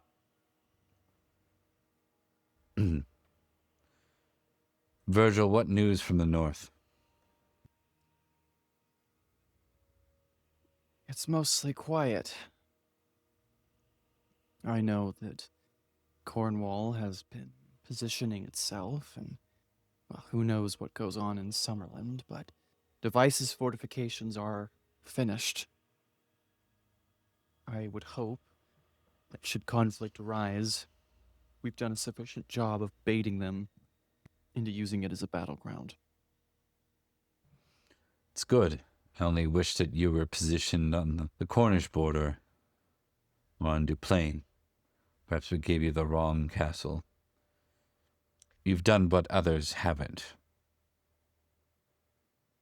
You've fortified.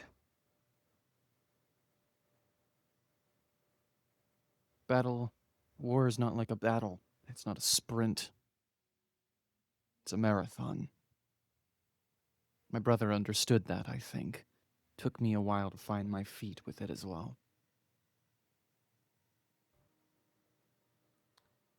So, Rhodri, what news from Idmiston, or your years beyond? I understand that you were in London for some reason last year. Mark?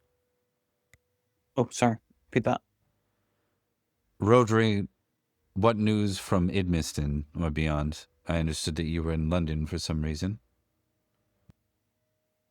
Yes.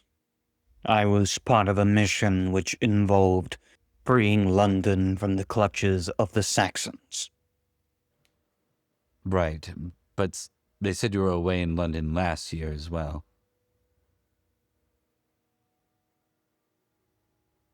There was something I needed to check up on that was relevant to my previous visit there.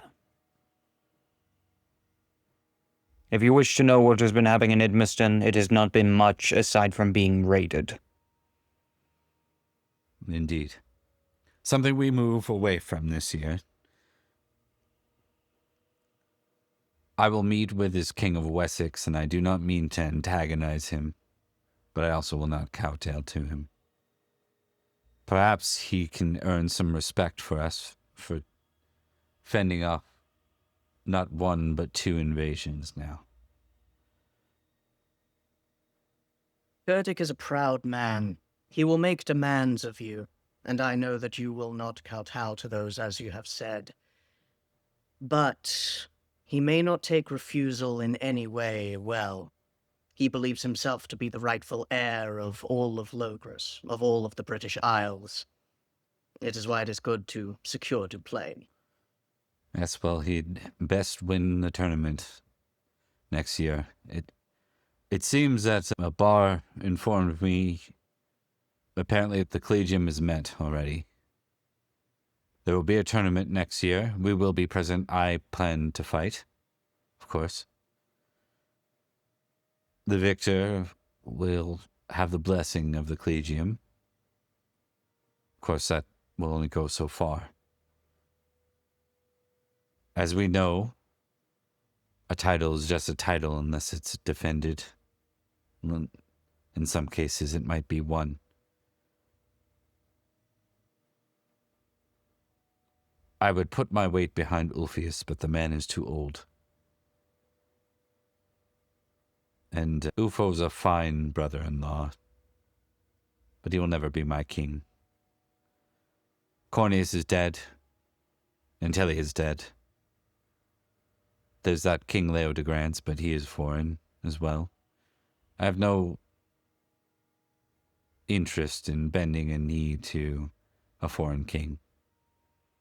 Logos The less needs to said be about Logos. Idris and Cerdic, the better. Indeed. Are there any other matters to discuss?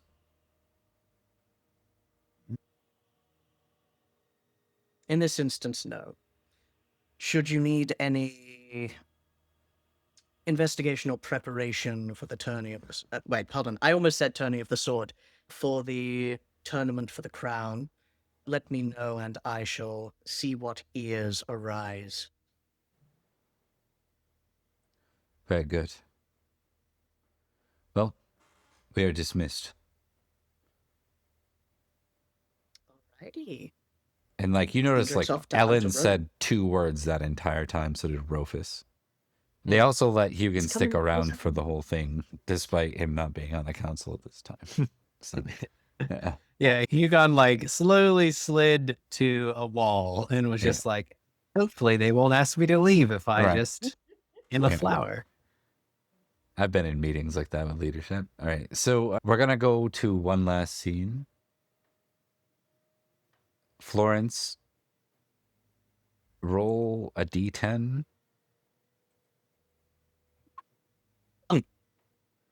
And what is your intentions?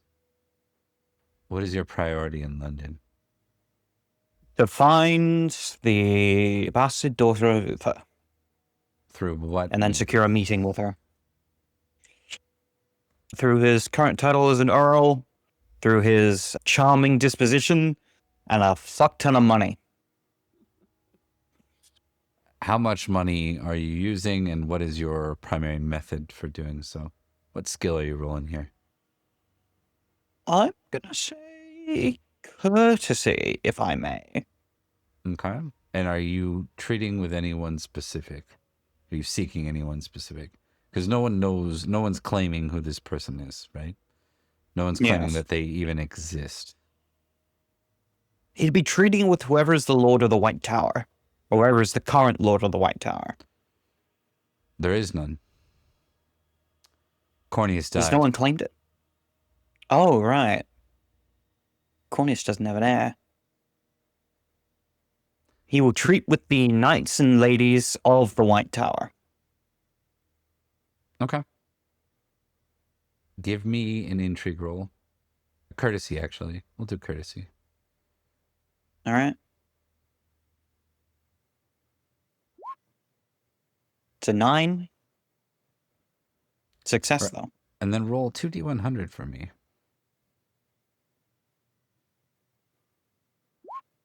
29 and 74. Also, just so it's noted, he's putting 100 Librum towards this.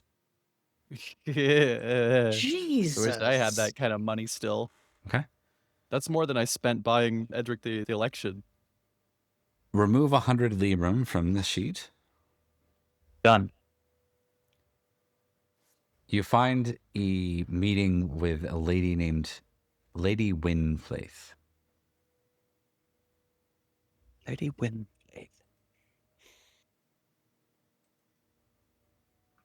You can give me a recognized roll. I'll give you a +5 because you spent money. big money. Nice. +5. Okay. Success. She is one of the ladies that's been active in the White Tower since the start of Uther's reign. So she's a bit Okay. aged at this point. She seems to kind of rule the roost, so to speak, with the absence of any lord of the manor. And this isn't her first time without a king or first time without a lord of the White Tower. There's been long periods without a lord of the White Tower. Out of curiosity, does she have any known children? No. Okay. But is there anything specific with that? I could probably answer more. No. He's assuming that she might be the consort of King Uther and maybe the mother of his child, but he has no evidence for it at this point. Gotcha. I don't think Uther had any children, personally. I think it's a hoax. Not after what Sir Argan did to him. That's true. If he didn't have any children after that point, that's for sure. Okay. Yeah. Her father was Sir Madabin the White. He was an old established courtly knight who served kind of as the backbone for decorum in London. She looks to Florence and says, I don't think we've had the opportunity to meet, though I've heard your name many times. You were once one of the sword of victory with the old king, King Uther. Indeed, your ladyship, I indeed served under Uther himself as one of his loyal knights, retainers. They say you're an earl now. An earl of where? What county? Oh, I am an earl of Devon, though some have called it Ascalon. Ah, yes, Devon, right. That is old land of Duke Orleaux, of the county of or the duchy of Cornwall, and the kingdom of Logres. But now it is... Indeed. Now it is considered foreign land, yes? Under King Idris? I suppose some would consider it as such. However, many of the Cornish there were once, well, loyal subjects of Logres. Right. How might I help you, Sir Florence? To put it plainly, I seek someone who has a connection to the late King Uther. Well, I was considered a friend of his once. A friend, you say? Indeed. I'll take it you knew him well. What exactly are you implying, Sir Florence? Her demeanor changes instantly with that one. Well, I have known many that have known Uther. I have known him in some regard as well, but there are a select few that have known him personally. Known a different side to him than most have experienced or noticed.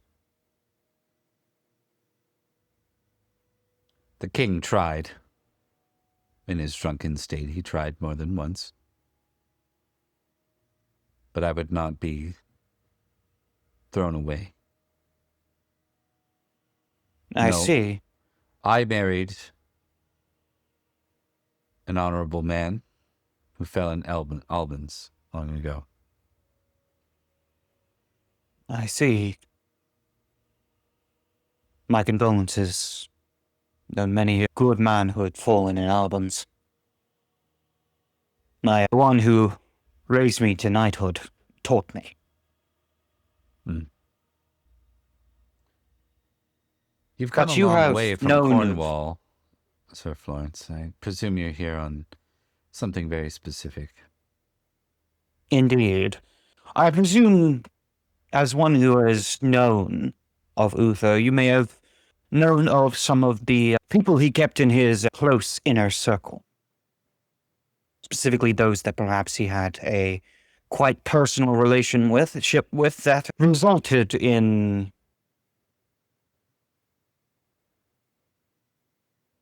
descendants of his blood.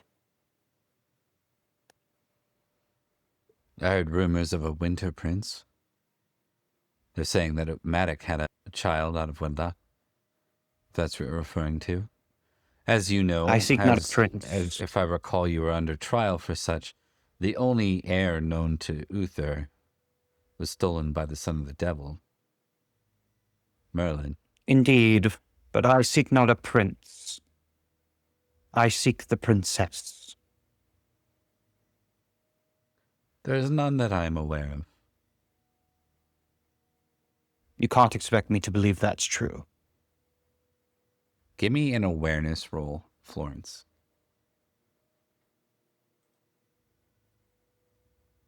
Right. Success with an 8. You hear a scream from down the hall. Her eyes dart that direction as well. He's going to immediately start running towards the screaming. Probably picking up his weapon as he does. You're first to arrive. Windflaith is right behind you. You see two figures. A man, he looks like some sort of brigand. He's dressed like one, that's for certain. And a lady, probably in her 30s, maybe a bit older. Hard to say, especially in their tussle. They are locked arm to arm, and it looks like he's just gotten the upper hand on her. You see him pull his dagger and hold it to her throat. Give me a recognize roll. You can add a +5 to this. +5. 7. Success. Shit just got real. You see the signature green eyes, the bright green eyes that Uther had on this girl No. as she's held at knife point just a good 5 or 6 paces away from you. Does it look like he's trying to hide her hostage, or is he trying to kill her? It's hard to say in this moment. He has her hostage right now. He's holding her. He's holding her hostage. The question you have is, if you didn't arrive so quickly, what would this have looked like? Yeah. Florence is going to call out to this man, and he says, "Release her! Now!" He looks to you, and you see that look of recognition. You have this look, this brief sort of moment where you realize, sort of in a flashback almost, as you see Agrius and his retinue ride into Wells all those years ago in Summerland. You remember this rider, this man, just beside Agrius. All right. I think with that, Florence is going to look between him and the girl, and he's going to say, "Lay a hand on her, and you will be visited unimaginable pain. And if you release her, I may just reward you for doing so. I am a man of means. You know that."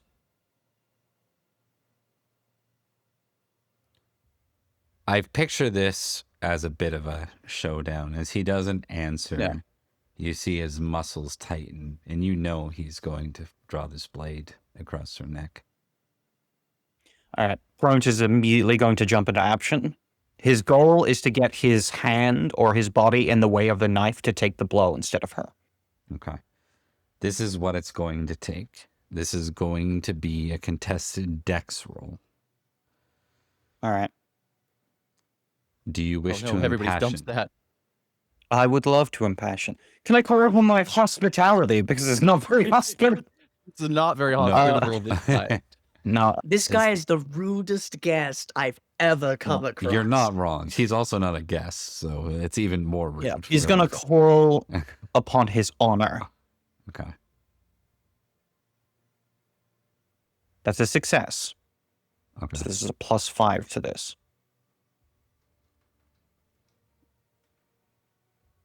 All right. Come on. This is for everything. This is for all the marbles. It is. Those are marbles. 13. Hey. That's a good roll. It Not would have, bad. in fact, been a crit. This Oh, one- that would have been a crit. That would be a crit.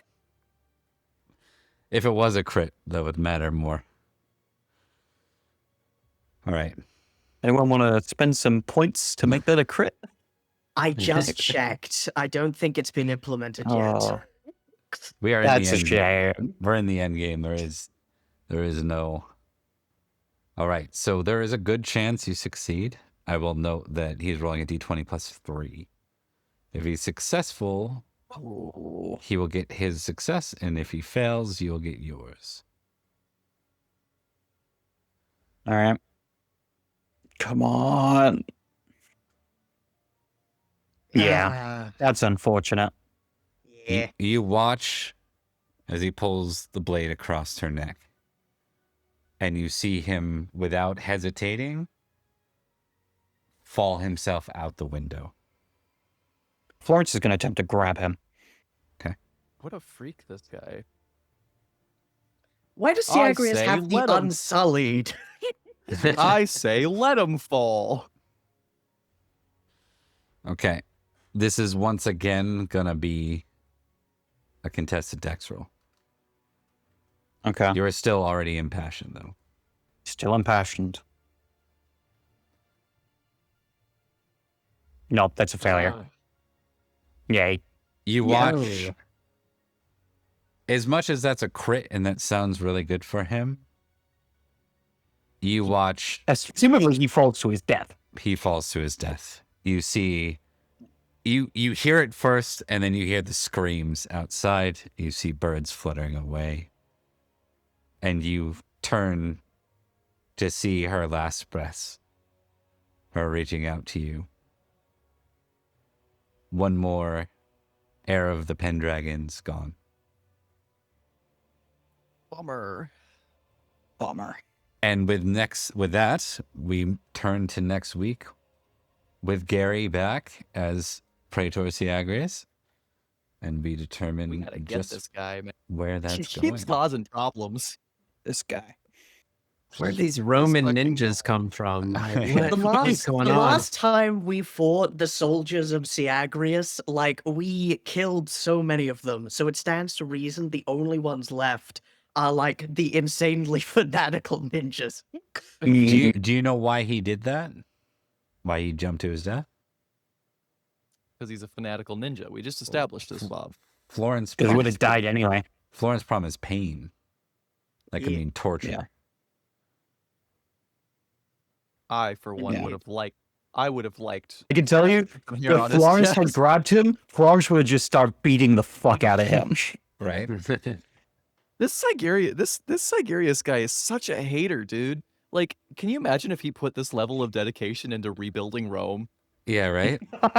Like, they'd have second Rome by now. Like, Right? I They'd just call be a this second 90-year-old Rome. emperor. Second Rome Rome. 2. Yes, We indeed. call it Reem. He is, in fact, a hater. I'm surprised he's lasted this long. When I say that, I mean it's just been a matter of Gary and then organization. There's been way too much.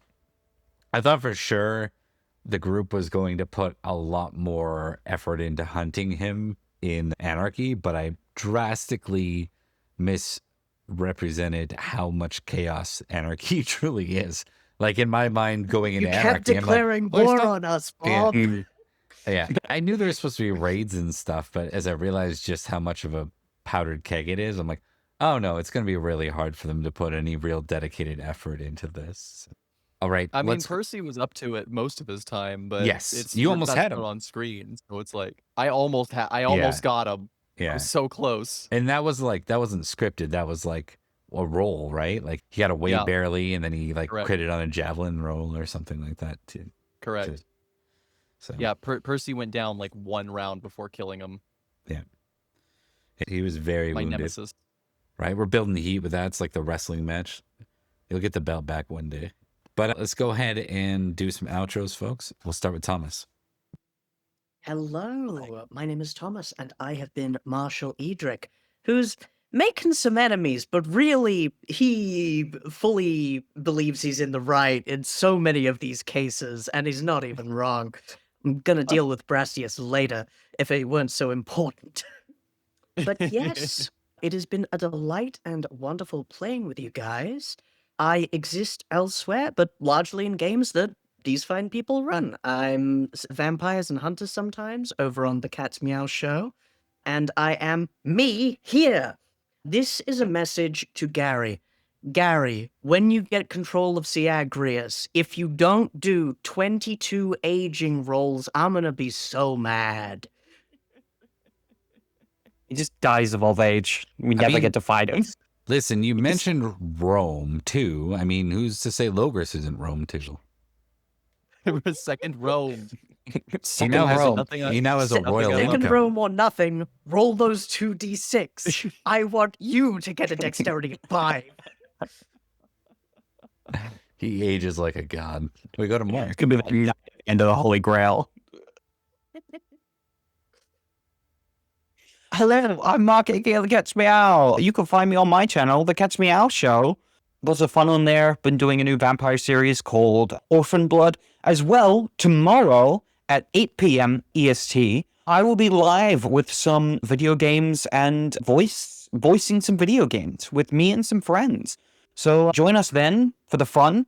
What else? What else? Did you know we have a Discord? Come check out the Discord. Lots of fun things on there, such as shitposting and memes and all kinds of fun stuff, as well as notifications on whenever we go live, as well as friends of the channel, new projects that we're always working on. So come join us there. Other than that, you can find me in places. I've been playing Sir Florence of Idmiston, who once again beat it at the final hurdle, and we'll have to see how things go. Awesome. That made it more dramatic, though, right? I mean, we left it to the dice. It's possible. I could have rolled a 1. I've famously done that so many done times. It was Yeah. close. Yeah. We go to Liam next. Hi, everybody. I have played the no longer acting Marshal of Salisbury, Virgil devices, D devices. Boy, I'm really enjoying where this is going, and I'm very excited for Boy King at the start of next year. I think that's going to be real fun. In-game year. Overall, good shit. Wonderful time. Take it away, Mr. Zach. Hey, that's me, Zach. And so I played Sir Hugon of Newton Manor. Speaking of people who beefed it, Hugon was injured at a feast, slammed his head into a table, rolled down, killed many a children as a boulder rolling down. So he might recover, he might not. What we won't recover from is Coric becoming the jester, the fool. I think it's the downfall of all of Salisbury, and Coric will do it happily. That's the scary part. But yeah, it's been a blast. I can't wait for the Royal Rumble to decide who gets to be High King by, sorting each other and all that. So yeah, looking forward to it. Awesome. By the way, you are apparently Bob, so these things must be linked. I have to go through these. I got to clean up. We've moved too much. I need clean scenes in this. You're Zach again. Sorry, that's Zach, not Bob. I'm Bob. Hi, everybody. I run this game. We do Pendragon here on this channel. We've been doing it since 2022. We're actually going, I think it started in late 2021, actually. But yeah, I'm going through all our old audio some of it was in 320p, some of it was 720p. But cleaning it up the best we can, putting it on podcast format so you can listen to it in Spotify. You can hear it on Apple Podcast if you're interested. Go ahead and take a look. We have it on our Discord as well as other places if you want to check out the story that started it all. We started with a little prologue for 4 of the years. Then we've been going strong. This game has built into a spin-off on Tuesdays based in the county of Somerset. And then it built into another spin-off that's set in Wales on Fridays. So all 3 games are moving forward towards a closure. We'll be figuring out exactly what they look like and presenting that forward in the year 510 in Boy King. Obviously, this will be the group that's more attached to Arthur, more attached to what's going on in Logris. That's just kind of the stance and like the scope of what this game is. Tuesdays gives you a better look at the pagan magic and fairy side of the land. And then Wales gives you a look at Wales, I suppose. It gave us a great look at Nanteleod, who was a rising king who fell short just last year in this game. If you're interested, please follow us on both Twitch and YouTube so you can catch our VODs. We've got all our VODs in history up there. Just a couple of notes on what's to come. I'm guesting in 2 weeks on, I forget the name of it exactly, Commodore Zed's Saxon, Age of Saxons is what he calls it. His Vampire Dark Ages Chronicle that uses V5. I'll be making a guest appearance there on a Monday night, I think first Monday in September, if memory serves. We have a game where we're looking for players right now based on the Thunderbolts, Marvel Thunderbolts. It's just a one-shot. It's happening this Saturday.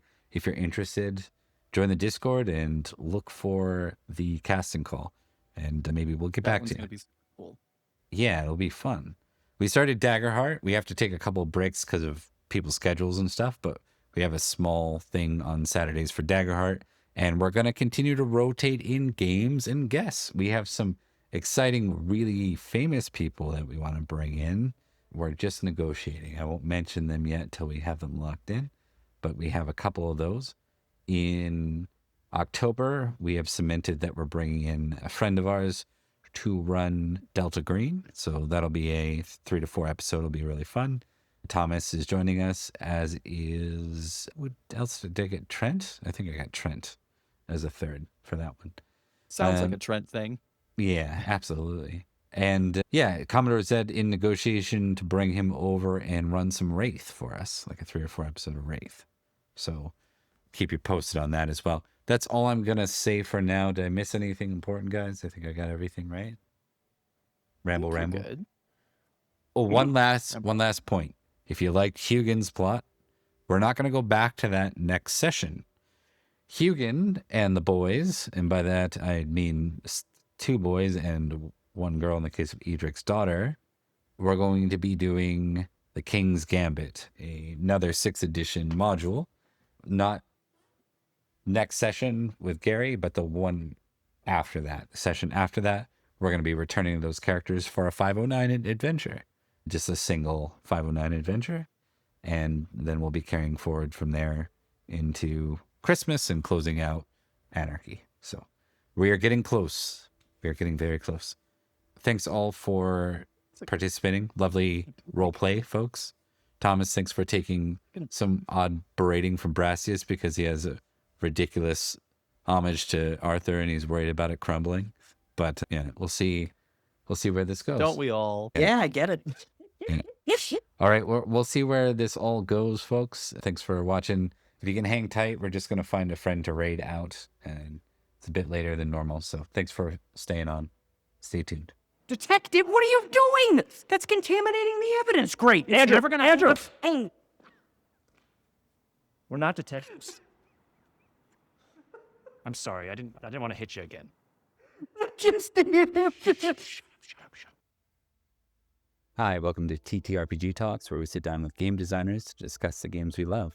Today, I'm with Andrew Orvidal of Occupied Hex Design, known for the True TV sitcom Those Who Can't, a well-known comedian as well. Andrew, welcome. Thanks for having me. All right. So I always get started with folks leading into what brought them into TTRPG interest to begin with. When did you start liking role-playing games?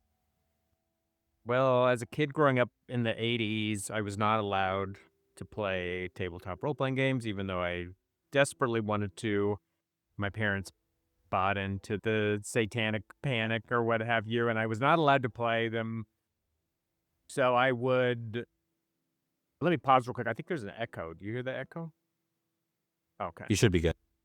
Okay, cool.